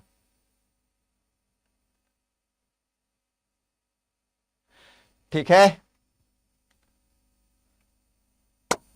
चलो, तो ये स्थल आबद्ध होने के कारण, सी इज द राइट आंसर। जिसका जिसका सी है वैसे सही है ना। महाद्वीपीय लक्षण विद्यमान होने के कारण कर्क रेखा नहीं, कर्क रेखा तो समुद्र के ऊपर से भी गया हुआ है, चारों तरफ से देखिएगा स्थल आबद्ध है, समुद्री किनारा नहीं है, इसकी वजह से इसको बोला जाता है कि भैया झारखंड प्रदेश की जलवायु महाद्वीपीय लक्षण विद्यमान है स्थल आबद्ध होने के कारण। अगला सवाल, छोटा नागपुर खास के नाग वंश के संस्थापक कौन थे?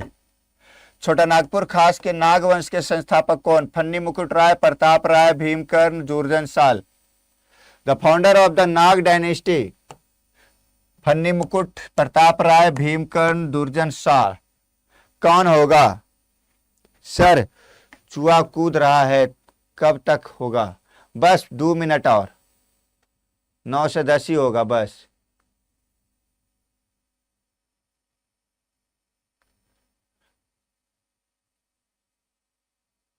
ठीक है ना? तो फन्नी मुकुट राय बिल्कुल सही है, फन्नी मुकुट राय। 80 क्वेश्चन है, टेंशन ना लीजिए बस। फन्नी मुकुट राय नागवंश के संस्थापक, बिल्कुल सही। अगला सवाल क्या है? किसने अपने बारे में प्रचारित किया कि ईश्वर ने उन्हें किसी को निरोग करने की चमत्कारिक शक्ति प्रदान किया है, उससे वो अनुयायियों को अभेद बना देंगे, शत्रु की बंदूक और गोलियों को पानी बना देंगे? कौन बोला था? कौन बहकावे में ले आया था सारे लोगों को? बिरसा मुंडा, सिद्ध, भागीरथ, जतरा भगत, किसने? इसके चक्कर में सब लोग आगे आ गए, गोली खा गए। सर रात भर पढ़ाइए ना।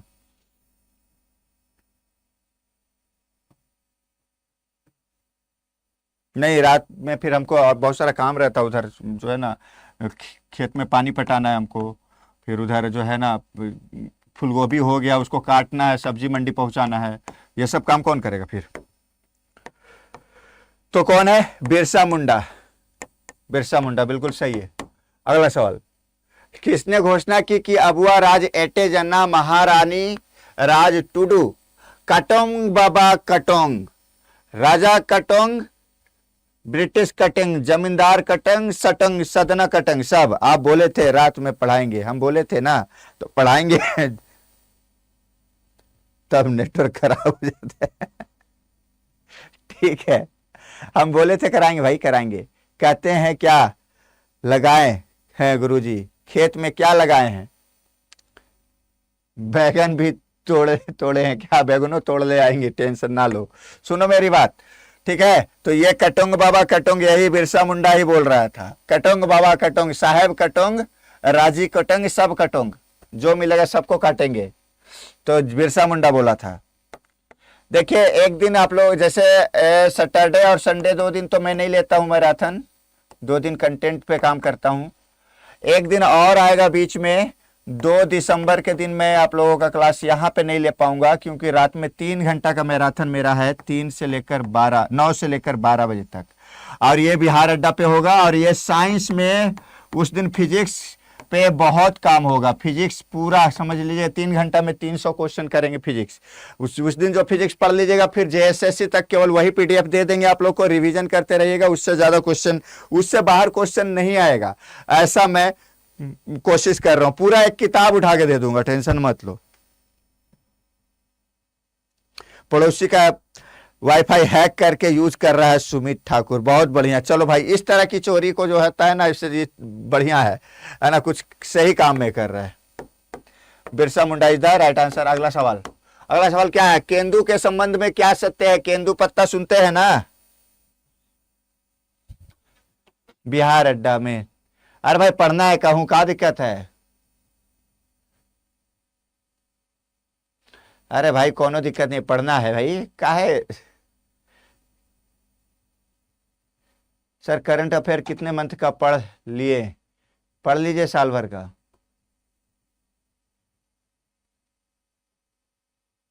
उससे बीड़ी बनती है, हाँ बीड़ी बनता है बिल्कुल।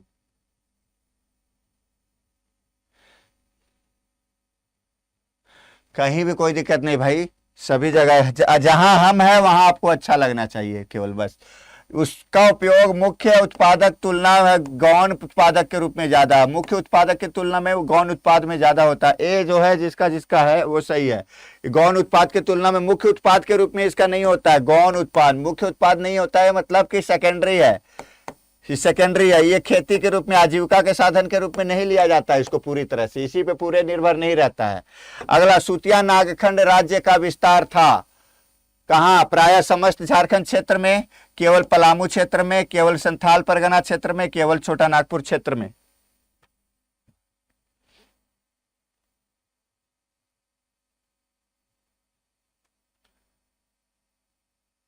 जल्दी बताएंगे।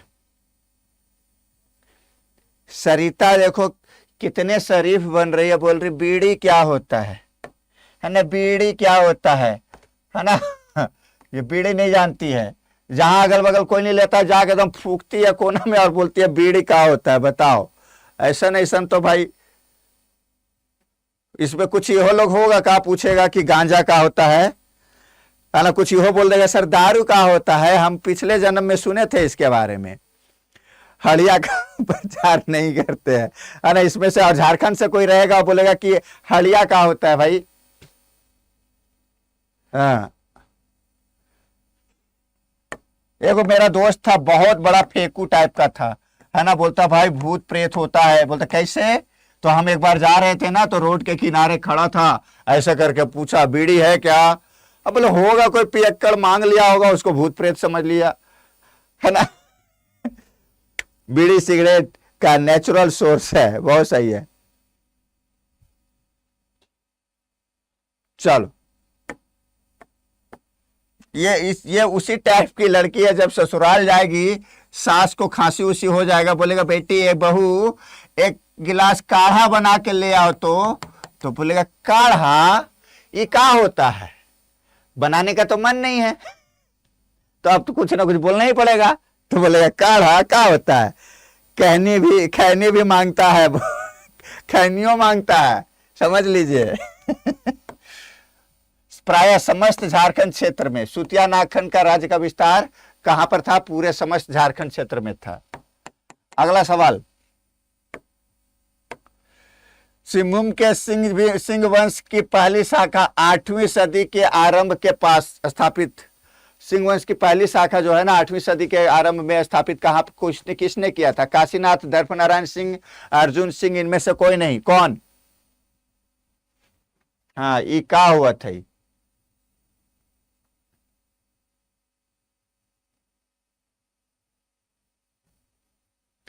अच्छा, और लेकिन बचपन में ये सब कहानी सुनने में मजा भी आता था नहीं, अब बड़ा सीरियसली हम लोग सुनते थे।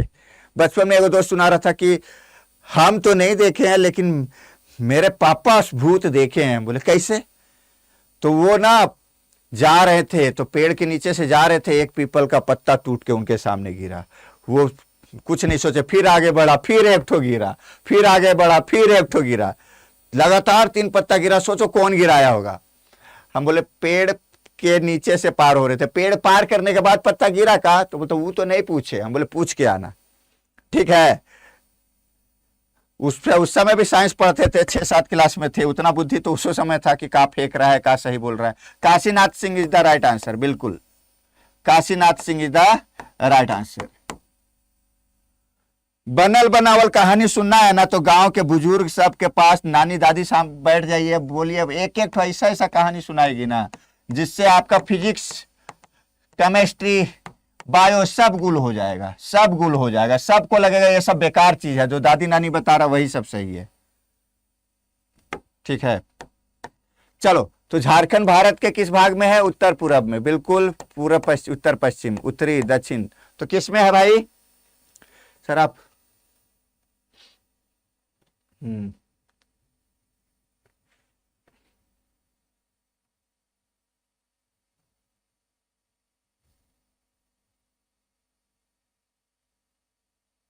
चलिए हो गया।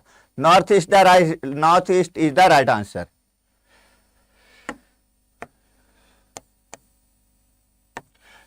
लेकिन मैं कई बार बताया हूं कि नॉर्थ ईस्ट से ज्यादा मुझे ना ये अच्छा पूरब ऑप्शन में नहीं है, यहाँ पे पूर्व ऑप्शन में नहीं है। नॉर्थ ईस्ट हम उसको चिकन नेक के बाद वाले को मानते हैं, तो ये तो पूर्व में अगर आता तो पूर्व ऑप्शन में होता तो पूर्व मारते, नहीं तो इसको उत्तर पूर्व ही मारा जाएगा। Then the last question of this session, Jharkhand का राजकीय पक्षी कौन है? सबसे हार्ड क्वेश्चन सबसे लास्ट में। पूर्वी भी कोई कोई बुक में है, पूर्वी ऑप्शन में नहीं था ना, पूर्वी ऑप्शन में रहता तो उसी को मारना था।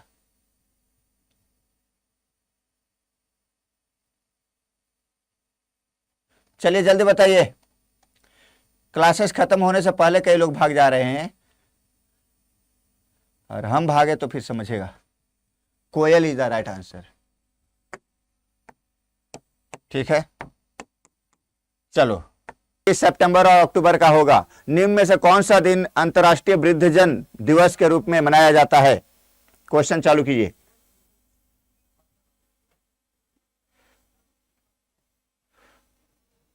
देखो ऋषभ, बाकी लोग क्यों नहीं आए हैं? कॉल मैसेज करो ग्रुप में, चाहे पर्सनली, जिसको जहां जरूरत है। कोई रूस उसके तो नहीं बैठा है गुस्सा उसा के? बीच बीच में हम कब किसको डांट देते हैं मुझे पता ही नहीं चलता है, अब बाद में पता चलता है कि क्या बात है भाई। बफरिंग। 30 सितंबर, 1 अक्टूबर, 2 अक्टूबर, 3 अक्टूबर।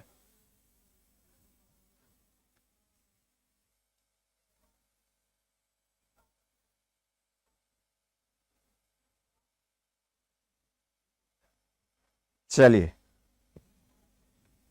सही है, तो यहां पर आप लोगों का आंसर सामने है।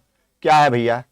1 अक्टूबर जो है अंतर्राष्ट्रीय वृद्धजन दिवस के रूप में मनाया जाता है, international day of older person. ठीक है, चलिए, इसके लिए क्यों मनाया जाता है? 1 अक्टूबर को हर साल अंतर्राष्ट्रीय वृद्धजन दिवस मनाया जाता है। 2023 में इस महत्वपूर्ण दिन का जो है 33वां स्मरण उत्सव के थीम जो थे वो fulfilling the promise of universal declaration of human right for older person across generations. यही बात किया गया है इसमें, है ना, यही बात किया गया है।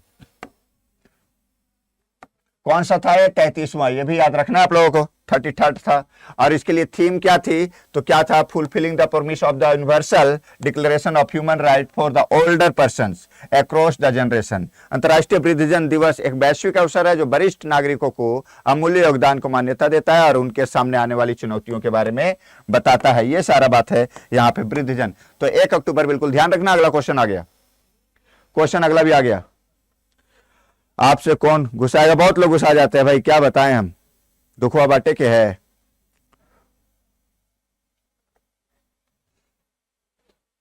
कोमल भी नहीं दिख रही, कल उसको भी मजाक से डांट दिया। मजाक को मजाक की तरह नहीं लेते हैं।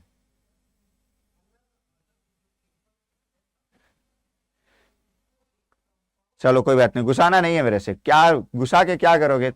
4 दिन का नाता है, फिर आप कहां हम कहां, है ना। धरती पे, आप धरती पे, हम कहीं किसी और लोक में, फिर ढूंढते रह जाओगे गुस्साने के लिए भी मास्टर जी को। ठीक है, हाँ चलिए, प्रणाम प्रणाम भाई, सभी लोगों को प्रणाम। चलिए, तो ये जो है कौन है भाई? किस राज्य ने सरकारी स्कूल के शिक्षकों को सशक्त बनाने के उद्देश्य से सक्षम नामक एक कार्यक्रम शुरू करने की घोषणा की है? Which of the following state has announced to start a programme called Saksham with aim of empowering government school teacher? Empowering government, क्या गवर्नमेंट स्कूल के टीचर को कौन बुरा मानेगा? ऐसा हो सकता है भला सर? चलो भाई, बड़ा सुकून मिला जीवन में, लाइफ में, कि भाई आप नहीं गुस्साए। ये याद नहीं आ रहा है?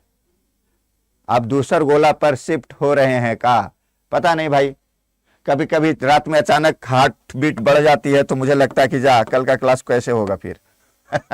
तो फिर हम सोचते हैं कि चलो कोई बात नहीं, कौन सा धरती पे परमानेंट रहने आए हैं।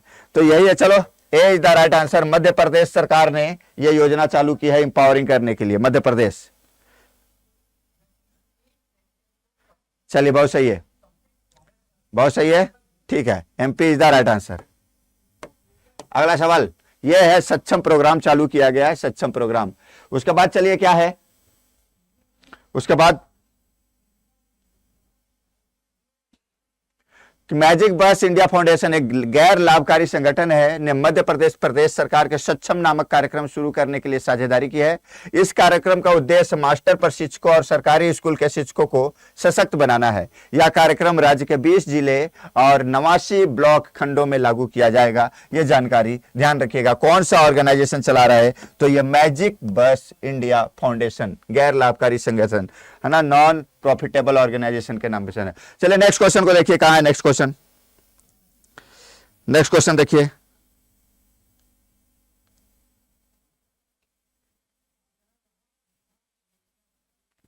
जल्दी अगला सवाल।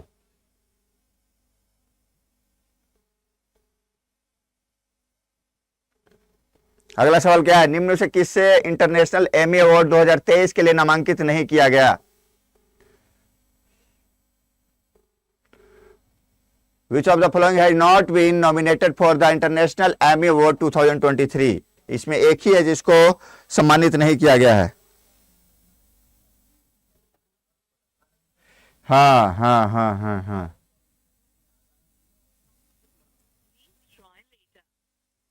तो ये कौन है भाई, देख लो, ये है नेहा कक्कड़ को छोड़कर बाकी सबको सम्मानित किया गया है। Shefali Shah, Jim Sarbh, Vir Das. Shefali Shah, Jim Sarbh, Vir Das, that is the Neha Kakkar को सम्मानित नहीं किया गया, बाकी तीनों को जो है ना एमी अवार्ड 2023 के लिए नामांकित किया गया है, एक को नहीं किया गया। ठीक है,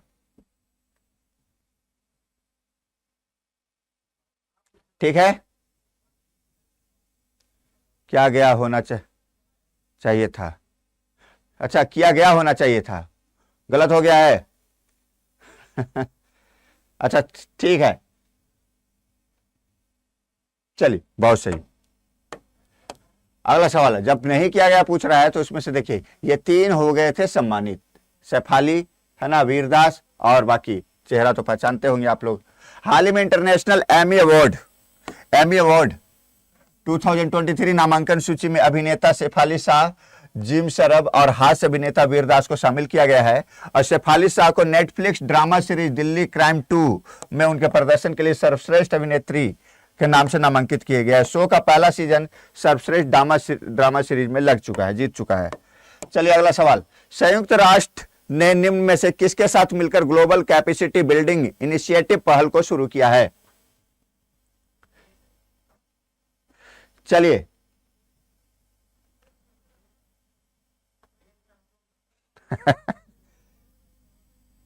सर अब हम लोग का क्लास स्टार्ट नहीं होगा क्या, क्यों, कौन सा क्लास स्टार्ट तो हो गया है।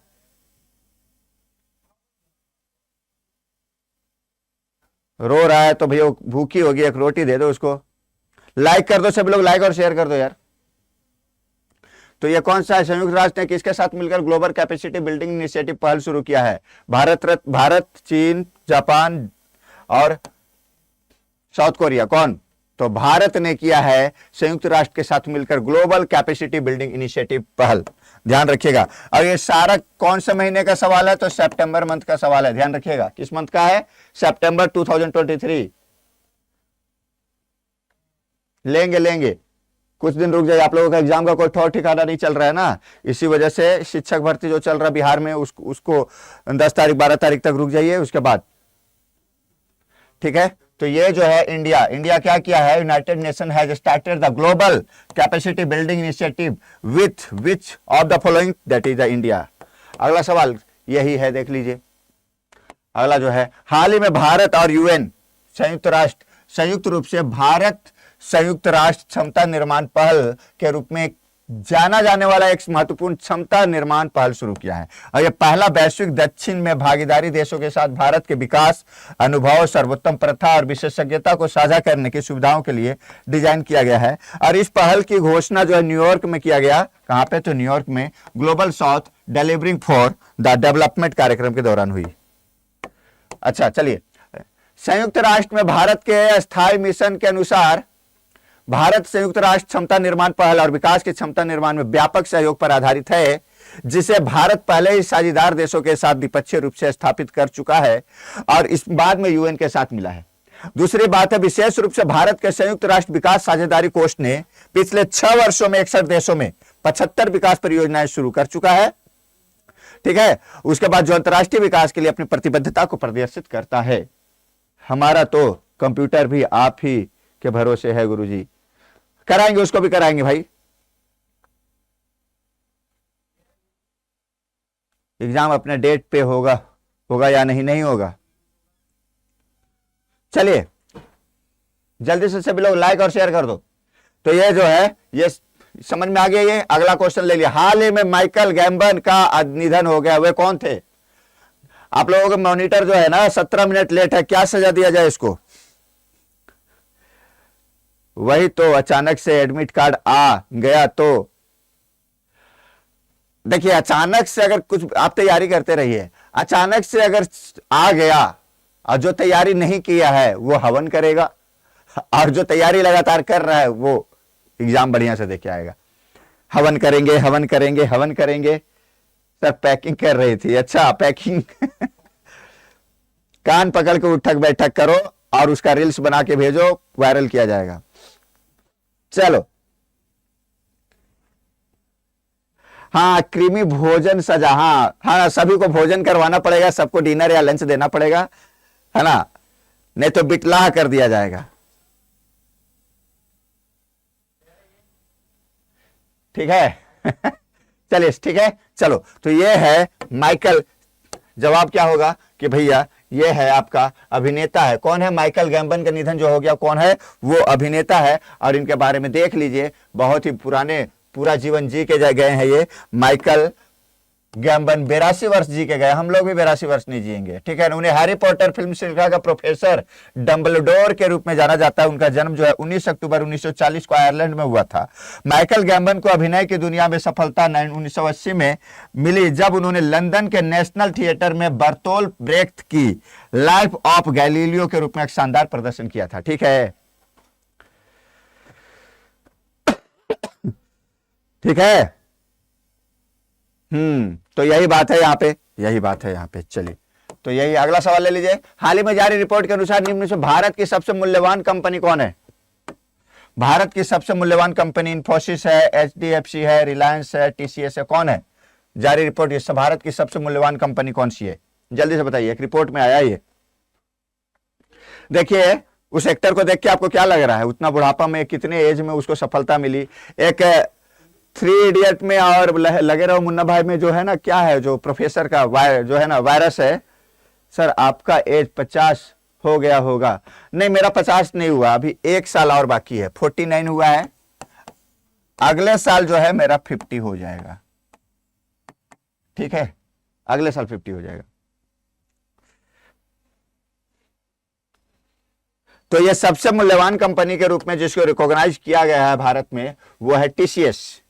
टीसीएस है ना, बहुत जबरदस्त, जिसका नौकरी लग जाता है ना खूब पैसा मिलता है भाई। एक हमारा दोस्त है जो लग्जमबर्ग में, एक दिन क्लास में जुड़ा भी था आप लोगों के साथ। ठीक है, क्लास में जुड़ा भी था ऑनलाइन, है ना। पहले पढ़ा, उसके बाद कॉल किया, बोला भाई गजब पढ़ा रहे हो। हम बोले हम गजब ही पढ़ाते हैं, हम समझ रहे मजाक उड़ा रहे हो ना। तो बोलता नहीं मजाक नहीं उड़ा रहे, वो भी पहले पढ़ाता था साथ में, सीधा 99 पहुंचा देते। हाँ, नहीं लग रहा है, हम डाइटिंग पे रहते हैं ना इसलिए। हाँ, यही एग्जाम वगैरह भी कराता है।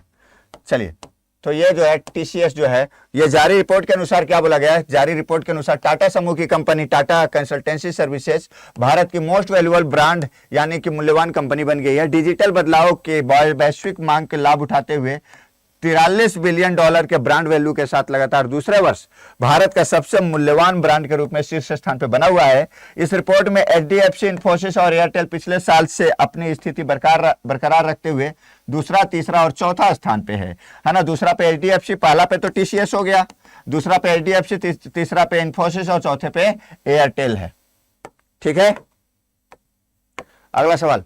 फिर अगला सवाल नहीं, इसी में और भी बताया गया, भारतीय स्टेट बैंक एक स्थान ऊपर चढ़कर 5वें शीर्ष 5 में शामिल हो गया है और top 10 most valuable Indian brand list में 6ठे स्थान पर जो है आईसीआईसीआई बैंक है। 7वें नंबर पर एशियन पेंट्स, 8वें नंबर पे जियो, 9वें नंबर पे कोटक महिंद्रा, 10वें नंबर पे एचसीएल और 11वें नंबर पे झारखंड अड्डा 24/7।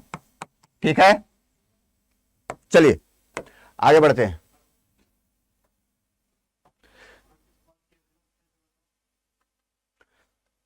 सही समझ में आ गया? नहीं हुआ, 40 की तो हो गए हैं। चलिए, बहुत सही है। निम्न में से किसके द्वारा भारत की पहली 5G ट्रेनिंग लैब्स और 5G हेल्थ लॉन्च की गई है? बताइए। 5G ट्रेनिंग लैब्स और 5G हेल्थ लॉन्च किया गया है नरेंद्र मोदी के द्वारा, धर्मेंद्र प्रधान, अमित शाह और जी किशन रेड्डी। किसके द्वारा, जल्दी बताइए।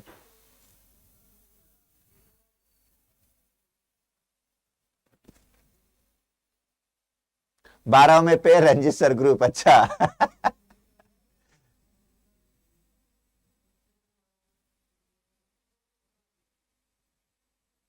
ठीक है, तो चलिए इसका जवाब आप लोग क्या है बता दो। इसका जवाब है जी किशन रेड्डी साहब ने लॉन्च किया है, और इसके बारे में यही है, जी किशन रेड्डी है ना, भक्तगण जैसे दिखते हैं।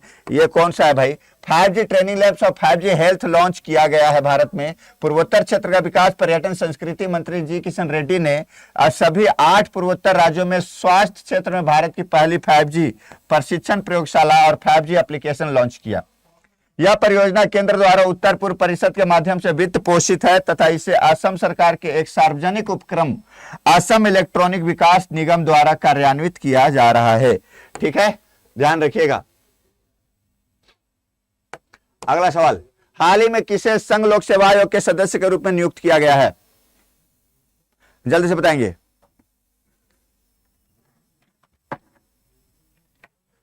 जल्दी से बताइए। कोई बात नहीं, कोई अपना उम्र मत बताइए भाई।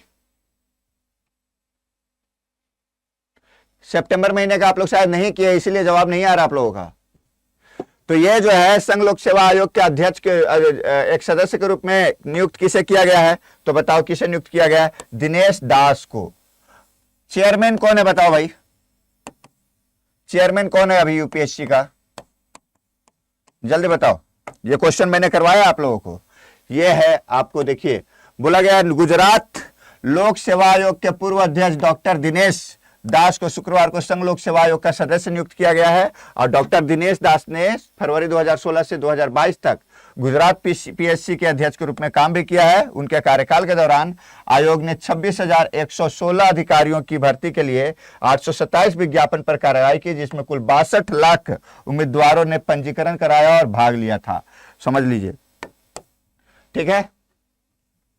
Manoj Soni is the right answer. आप नहीं आ रहे हैं सर, ना सर मॉर्निंग में, इसलिए। अच्छा, भाई को भूल गए, अरे क्या बोल रहे हैं भाई, जल्दी जल्दी बताओ। Manoj Soni is the right answer, बिल्कुल सही है। अगला सवाल ले लेते हैं। क्या है अगला सवाल भैया, हाल ही में आयुष बोर्ड की स्थापना की घोषणा किया गया है, कौन से स्टेट में, तो ये यूपी में। किस में किया गया, उत्तर प्रदेश में। आयुष बोर्ड है ना, आयुष बोर्ड की घोषणा आपके योगी आदित्यनाथ जी ने किया है। और ये जो है क्या बोला गया इसमें, योगी आदित्यनाथ ने आयुष विभाग की बैठक के दौरान उत्तर प्रदेश में एकीकृत आयुष बोर्ड के स्थापना की घोषणा की है। और यह बोर्ड आयुर्वेद, यूनानी, होम्योपैथी, सिद्ध प्राकृतिक चिकित्सा, गैर योग पद्धति से संबंधित संस्थानों के प्रबंधन के साथ साथ इन पद्धतियों से जुड़े डॉक्टरों के पंजीकरण के लिए किया गया है। अभी जितना केवल एलोपैथिक डॉक्टर को क्रेज दिया जाता है, हमारा पूरा संस्कृति इस पे जुड़ा हुआ है, यो है ना, आयुर्वेद से, होम्योपैथी से जो इलाज हो जाता है। जय हो योगी बाबा की, जय हो जय हो। सत्तू भाई आप ना जाओ, कौन सत्तू है भाई, सत्येंद्र जी जो है वो समझ गई है। अच्छा अच्छा, कुछ मैसेज दे रहा है क्या, हाँ 2 दफा, ठीक है। जय हो जय हो। चलिए चलिए अगला सवाल ले लेते हैं। समझ गए ना यहाँ तक की बात। हाल ही में अश्विनी दानी का निधन हो गया, वो किस क्षेत्र से संबंधित थे, अश्विनी दानी का निधन हो गया, वो कौन से क्षेत्र से थे, व्यवसाय, राजनीति, खेल, सिनेमाघर, सिनेमा, बताओ किससे संबंधित थे, कौन बताएगा।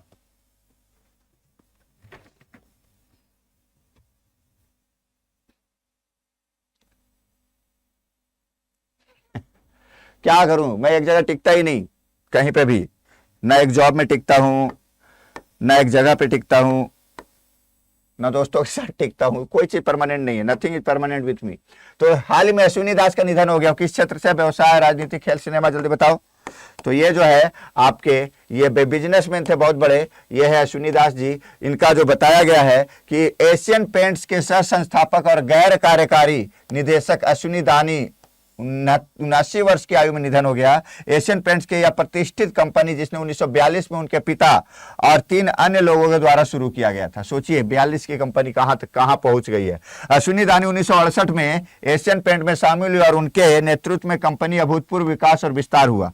अश्विनी दानी सिर्फ एक नेता ही नहीं, नेता पॉलिटिक्स भी किया है। पेंट टेक्नोलॉजी के क्षेत्र में अग्रगणी थे। उन्होंने भारत का पहला कंप्यूटरीकृत रंग मिश्रण कार्यक्रम सहित महत्वपूर्ण नवाचारों की शुरुआत भी की है।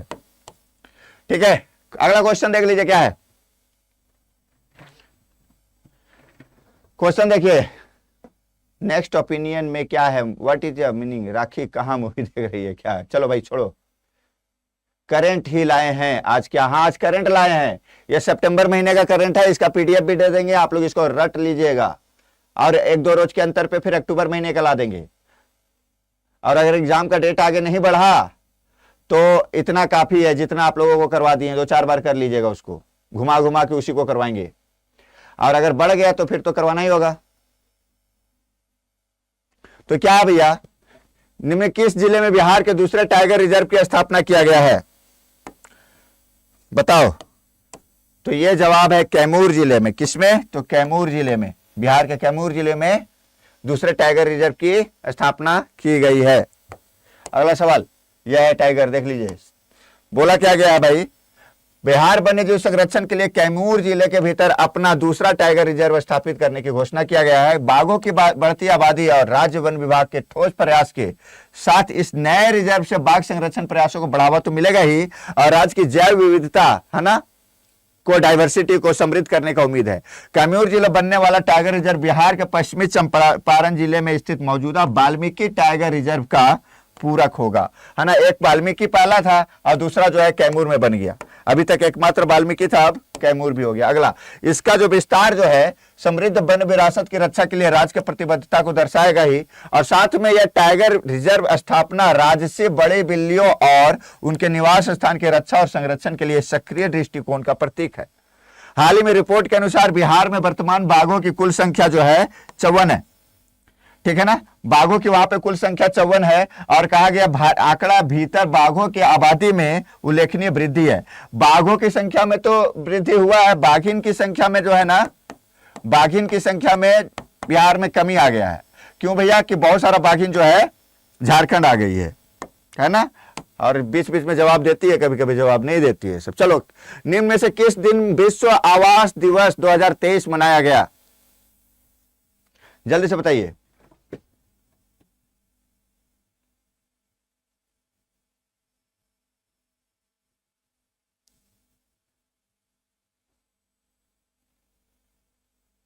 झारखंड में भी एक और बनना चाहिए, वेस्ट सिंहभूम में, है ना। क्लास करते करते कर लो। ये कैसे हो गया सर, ये कैसे हो गया? आप तुम लोग जानो, उलझ कर देखो, पता है, बताएगा। एक से एक बाघिन हमारे ग्रुप में। वापस करिए बिहार को बाघिन सर। ठीक है, ठीक है। निम्न किस दिन विश्व आवास दिवस 2023 मनाया जाता है?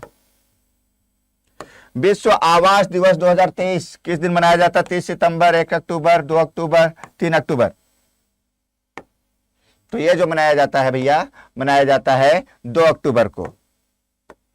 विश्व आवास दिवस 2 अक्टूबर को मनाए जाने की घोषणा की गई है, वर्ल्ड हैबिटेट डे। इस दिन क्या बोला गया है कि हर साल अक्टूबर के पहले सोमवार को मनाया जाता है। यह दिवस इस साल के बारे में बताया गया जो कि आवासों की स्थिति पर विचार करने का, पर्याप्त आश्रय तक पहुंच के लिए प्रत्येक व्यक्ति को मौलिक अधिकार पर जोर देने के लिए वैश्विक मंच के रूप में यह कार्य कर रहा है। और 2023 में विश्व आवास दिवस 2 अक्टूबर को मनाया गया। चूंकि यह वेरिएबल है ना, चेंज होता रहेगा, अक्टूबर महीने में पहला सोमवार ही जिस दिन पड़ेगा। विश्व आवास दिवस 2023 थीम है ना, resilient urban economies city as a drivers of growth and the recovery की बात किया गया है। ठीक है, सोमवार को क्यों करता है भाई सोमवार? चलिए,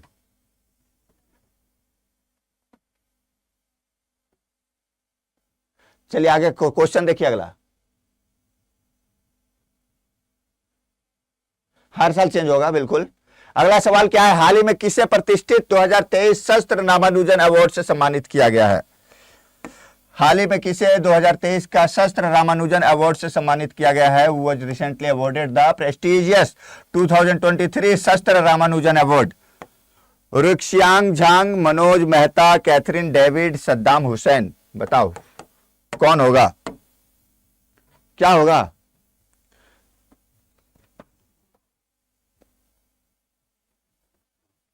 तो इसमें जो है रुक्सियांग झांग जो है, it is the right answer, is the right answer, Ruixiang Jhang.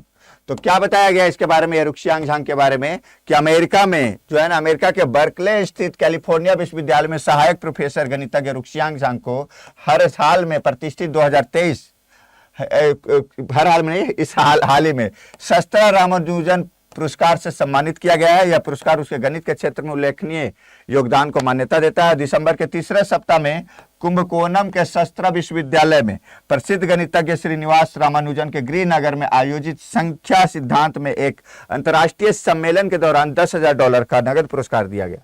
समझ रहे कि नहीं? तो समझ रहे इसको, सहायक प्रोफेसर रुक्सियांग झांग इसी को मिला है, ठीक है। और शस्त्र रामानुजन अवार्ड ध्यान रखिएगा, रुक्सियांग झांग याद रखिएगा, ठीक है। चलिए अगला सवाल, निम्न में से किसे भारतीय विज्ञापन मानक परिषद SSCI का नया अध्यक्ष चुना गया है, नियुक्त किया गया है? जल्दी से बताएंगे। एक बार सभी लोग लाइक और शेयर तो कर दो भाई, जितने लोग उपस्थित है उतने लोग तो, अपने सारे लोग तो नहीं किए, मुझे ऐसा लग रहा है अपने ग्रुप में ही कोई है।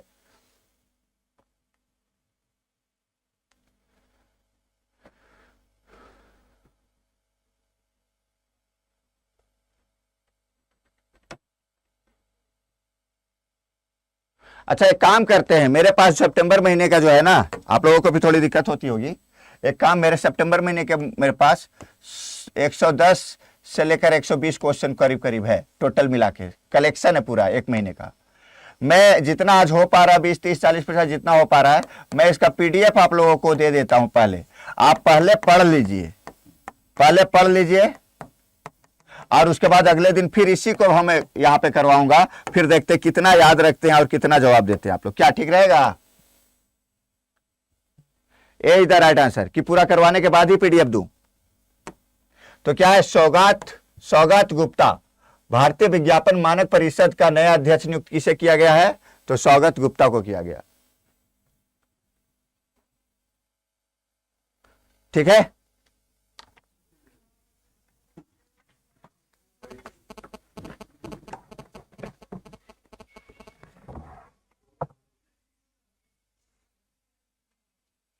यस सर, ठीक रहेगा। हाँ ये हम तो पता था, हमको यही बोलबे करेगा सब, कोई बात नहीं, दे देंगे, ठीक रहेगा। पढ़ लीजिएगा, उसके बाद फिर से उसका करवा देंगे। आज बहुत गलत हो रही है, हाँ नहीं पढ़े होंगे पिछले 1-2 महीने से करंट अफेयर, ठीक है। तो सौगत गुप्ता बिल्कुल ध्यान रखिएगा, है ना, यही है सौगत गुप्ता। ये सौगत गुप्ता कौन है? हाल ही में सौगत गुप्ता का स्वनियामक निकाय बोर्ड के बैठक में भारतीय विज्ञापन मानक परिषद ASCI का नया अध्यक्ष नियुक्त किया गया है। भारतीय विज्ञापन मानक परिषद ASCI का सौगत गुप्ता का कई वर्षों काम कर चुके हैं, जिनमें बोर्ड ऑफ गवर्नेंस 2 साल और बोर्ड ऑफ गवर्नर्स विशेष मतलब आमंत्रित सदस्य के रूप में 4 साल के लिए शामिल किया गया सौगत गुप्ता को, ठीक है ना, स्वनियामक निकाय बोर्ड की बैठक में, मानक परिषद में, ठीक है। अगला सवाल, इसमें अगला सवाल के अलावा कुछ और भी है। Bennett Coleman and company limited के रिस्पांस के अध्यक्ष पार्थ सिन्हा को उपाध्यक्ष चुना गया है और पीडीलाइट इंडस्ट्री लिमिटेड के उप प्रबंधक निदेशक सुधांशु वत्स को मानद कोषाध्यक्ष नियुक्त किया गया है। भारतीय विज्ञापन मानक परिषद ASCI भारत में विज्ञापन उद्योग का एक स्वैच्छिक स्वनियामक संगठन है। इसकी स्थापना ASCI कंपनी अधिनियमित धारा के तहत 1985 में की गई। अगला सवाल ले लीजिए। चलिए सर, आज सुबह ही तो क्लास आपने करवाया था, सुबह में कब करवा लिए थे भाई? इतना अफेयर हो रहा है कि करंट अफेयर को नहीं पढ़ पा रहे। अरे बाप रे, काहे कर रहे हो भाई इतना अफेयर? मत करो, कुछ नहीं रखा है ये सब में।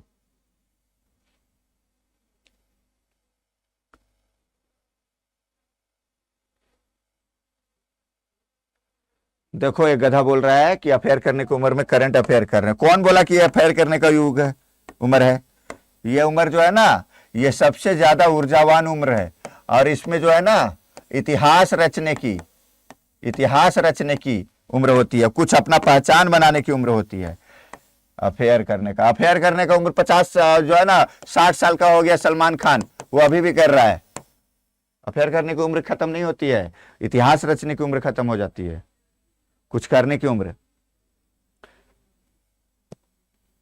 चलो, तो ये जो है क्या भाई, जो है 2 अक्टूबर को अंतर्राष्ट्रीय अहिंसा दिवस के रूप में मनाया जाता है। ये सभी लोगों को पता है, गांधी जी का जन्मदिन 2 अक्टूबर को हर साल अंतर्राष्ट्रीय अहिंसा दिवस तो मनाते ही है। गांधी जी का जन्मदिन का प्रतीक है विशाल व्यक्तित्व और अहिंसा के, सभी समझ रहे हैं। और यह अहिंसा दिवस मनाने की शुरुआत स्थापना 1993 से किया गया। क्वेश्चन ये पूछेगा, बाकी सब तो सबको पता है, सबको पता है, यही पूछेगा। अगला सवाल है, निम्न से किसे सीबीडीटी के अध्यक्ष के रूप में नियुक्त किया गया है? सीबीडीटी का अध्यक्ष, अरे स्टूडियो में एसी चल नहीं रहा है अभी, पता नहीं बंद होगा, ठंडा की वजह से पूरा गर्मी हो गया।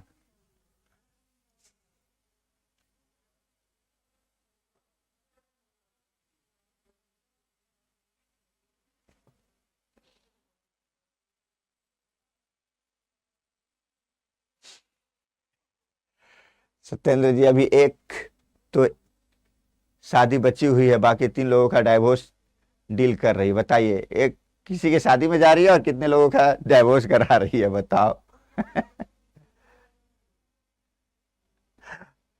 अच्छा एक बात बताओ, कभी ऐसा फील होता है कि डाइवोर्स करवा देंगे तो भाई दोनों का जिंदगी नर्क हो जाएगा, इसलिए क्या करते हैं, मिलवा देते हैं, डाइवोर्स नहीं करवाते हैं। सीबीडीटी के अध्यक्ष के रूप में किसे नियुक्त किया गया है? हमारे पास केस आएगा तो हम पैसा लेके वो लोग को मिलवा देंगे। बोले भाई देखो कोई फायदा नहीं है, अलग होके पहले पैसा ले लेंगे। बोलेगा नहीं तो भी पैसा काहे का दे रहे हैं। निखिल रस्तोगी, शिवांगी ठाकुर, नितिन गुप्ता और अशोक मेहता में सी जो ऑप्शन है नितिन गुप्ता, ध्यान रखिएगा, बाकी सबके बारे में थोड़ा बहुत जान के रखिएगा। तो ये जो सीबीडीटी के अध्यक्ष के रूप में नियुक्त किया गया नितिन गुप्ता, कौन? तो नितिन गुप्ता है ना, यही नितिन गुप्ता। नितिन गुप्ता को क्या किया गया है? सीबीडीटी के अध्यक्ष के रूप में नियुक्त किया गया। केंद्र सरकार ने सीबीडीटी के अध्यक्ष नितिन गुप्ता को जो है ना अनुबंध के आधार पर एक केस में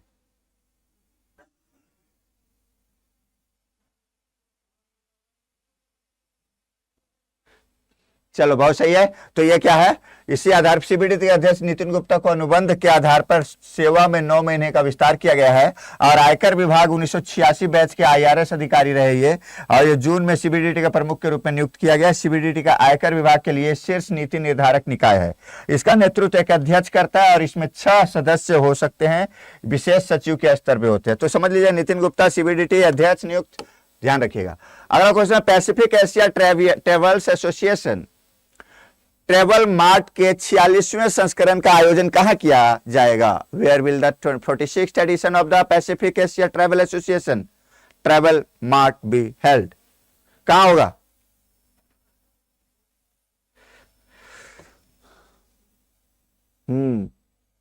जिसमें, चलिए बहुत सही है, यही करना ही चाहिए भाई, मिला देना चाहिए। लेकिन हाँ, परिस्थिति देखी जाती है। टेलीग्राम पर किस नाम से है? झारखंड अड्डा 24/7 ऑफिशियल सैयद हुसैन जी। 1 तलाक का फी कितना लेती है अंकु जी, पूछ रहे। देखो सत्येंद्र, तलाक का अभी से आप जो है ना अभी से एक तो बुक कर रहा है, फी बताने के लिए भी फी लेती है वो। चलो, तो ये कौन है? ये है नई दिल्ली में, है ना। 46वें संस्करण का आयोजन कहां किया गया है? तो नई दिल्ली में। कहां पे किया गया है? तो नई दिल्ली में। क्या चीज का? तो पैसिफिक एशिया एसोसिएशन मार्ट के 46 संस्करण का आयोजन, ठीक है। चलो, पैसा देने के बाद बोलेगा कि मेरा पीए से पूछ लेना। Pacific Asia travels association travel mart 2023 46वें संस्करण का आयोजन नई दिल्ली में किया जाएगा। Pacific Asia travel association travel mart 2023 का संस्करण का आयोजन भारत सरकार का पर्यटन मंत्रालय के द्वारा किया जाता है। इस कार्यक्रम का आयोजन 4 से 6 अक्टूबर के बीच नई दिल्ली में प्रगति मैदान में किया जाएगा, है ना। Pacific Asia travel association mart 2023 46 संस्करण कहां पे? तो न्यू दिल्ली में। ठीक है, अगला सवाल सुब्रतो का से है।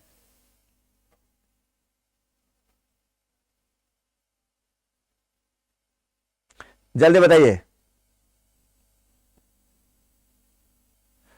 सुब्रतो कप अंतर्राष्ट्रीय फुटबॉल सब जूनियर के 62वें संस्करण का आयोजन कहां किया जाएगा? चंडीगढ़, नोएडा, बेंगलुरु, गुरुग्राम। चंडीगढ़, नोएडा, बेंगलुरु, गुरुग्राम। सुब्रतो कप अंतर्राष्ट्रीय फुटबॉल सब जूनियर का 62वें संस्करण का आयोजन कहां किया जाएगा? बताओ। तो ये होगा आपका बिल्कुल सही जवाब है। बहुत लोगों का जवाब सही है, Bengaluru is the right answer. अगला सवाल है ना, क्वेश्चन ये भी पूछ लेता है कभी कभी, सुब्रतो कप किस खेल से संबंधित है? ठीक है, ध्यान रखिएगा, बहुत लोग इसमें भी गड़बड़ा जाते हैं। फुटबॉल का है 62वें संस्करण, सब जूनियर अंडर 14 वाला, बालक वर्ग का, बेंगलुरु में। ठीक है, इतिहास में पहली बार है जब देश का सबसे प्रतिष्ठित इंटर स्कूल फुटबॉल टूर्नामेंट की राष्ट्रीय चैंपियनशिप राष्ट्रीय राजधानी के रूप में बाहर खेली जा रही है ना। राष्ट्रीय राजधानी के बाहर पहले हमेशा दिल्ली में ही खेला जाता था, इस बार ही बेंगलुरु में खेला गया है। और heroic higher secondary school Imphal इस टूर्नामेंट का मौजूदा चैंपियन है ना। इंफॉल उधर का ही बनेगा भाई, फुटबॉलर उधर ही रहते हैं ज्यादा। ऋतुजा भोसले ने 19वें एशियाई खेल में स्वर्ण पदक जीता है, वह किस खेल से संबंधित है?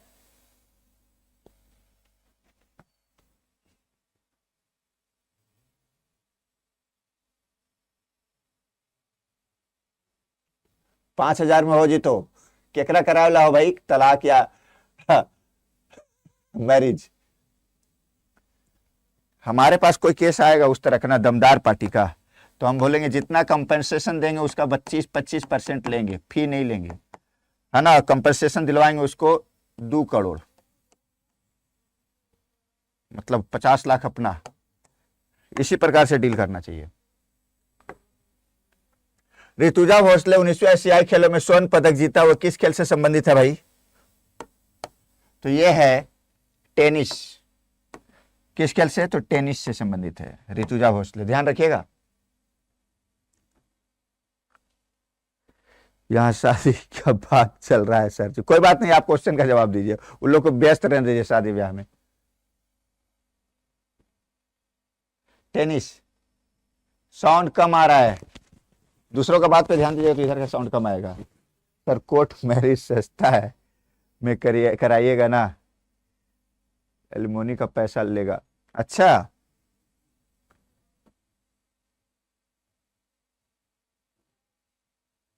चलिए लास्ट क्वेश्चन आज का, पहले इसके बारे में देख लीजिए थोड़ा। यही है ऋतुजा भोसले, ठीक है। और जो है ये 19वीं एशियाई खेलों का आयोजन चीन में किया जा रहा है, और भारतीय टेनिस जोड़ी रोहन बोपन्ना और ऋतुजा भोसले ने निहांगो में मिश्रित युगल में स्वर्ण पदक जीता है, और रोहन ऋतुजा की जोड़ी ने चीनी ताइपे के एन सुओलियांग और उत्सुंग हाओ हुआंग को हराकर स्वर्ण पदक जीता है। और 19वें एशियाई खेलों में चीन पहले नंबर पर और भारत का है चौथे नंबर पे रहा है, ध्यान रखिएगा। और आज का लास्ट सवाल, आज की क्वेश्चन का लास्ट सवाल, किसे press trust of India PTI board के अध्यक्ष के रूप में नियुक्त किया गया है? केएन शांता कुमार, शुभम मेहता, पंकज त्रिपाठी, रचना यादव, जल्दी बताइएगा।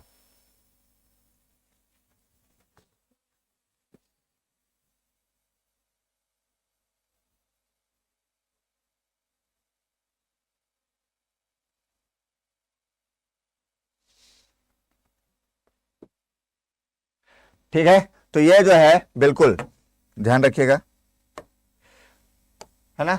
ये जो है केएन शांता कुमार जी ही है जो press trust of India board of अध्यक्ष के रूप में नियुक्त किया गया, पीटीआई के बोर्ड ऑफ अध्यक्ष के रूप में नियुक्त किया गया, यही है शांता जी। ये जो है हाल ही में अनुभवी मीडिया पेशेवर केएन शांता कुमार को 1 साल के कार्यकाल के लिए प्रेस ट्रस्ट ऑफ इंडिया के निदेशक मंडल का अध्यक्ष चुना गया है। केएन शांता कुमार को अविक सरकार के स्थान पर इस पद पर नियुक्त किया गया है। ठीक है, चलिए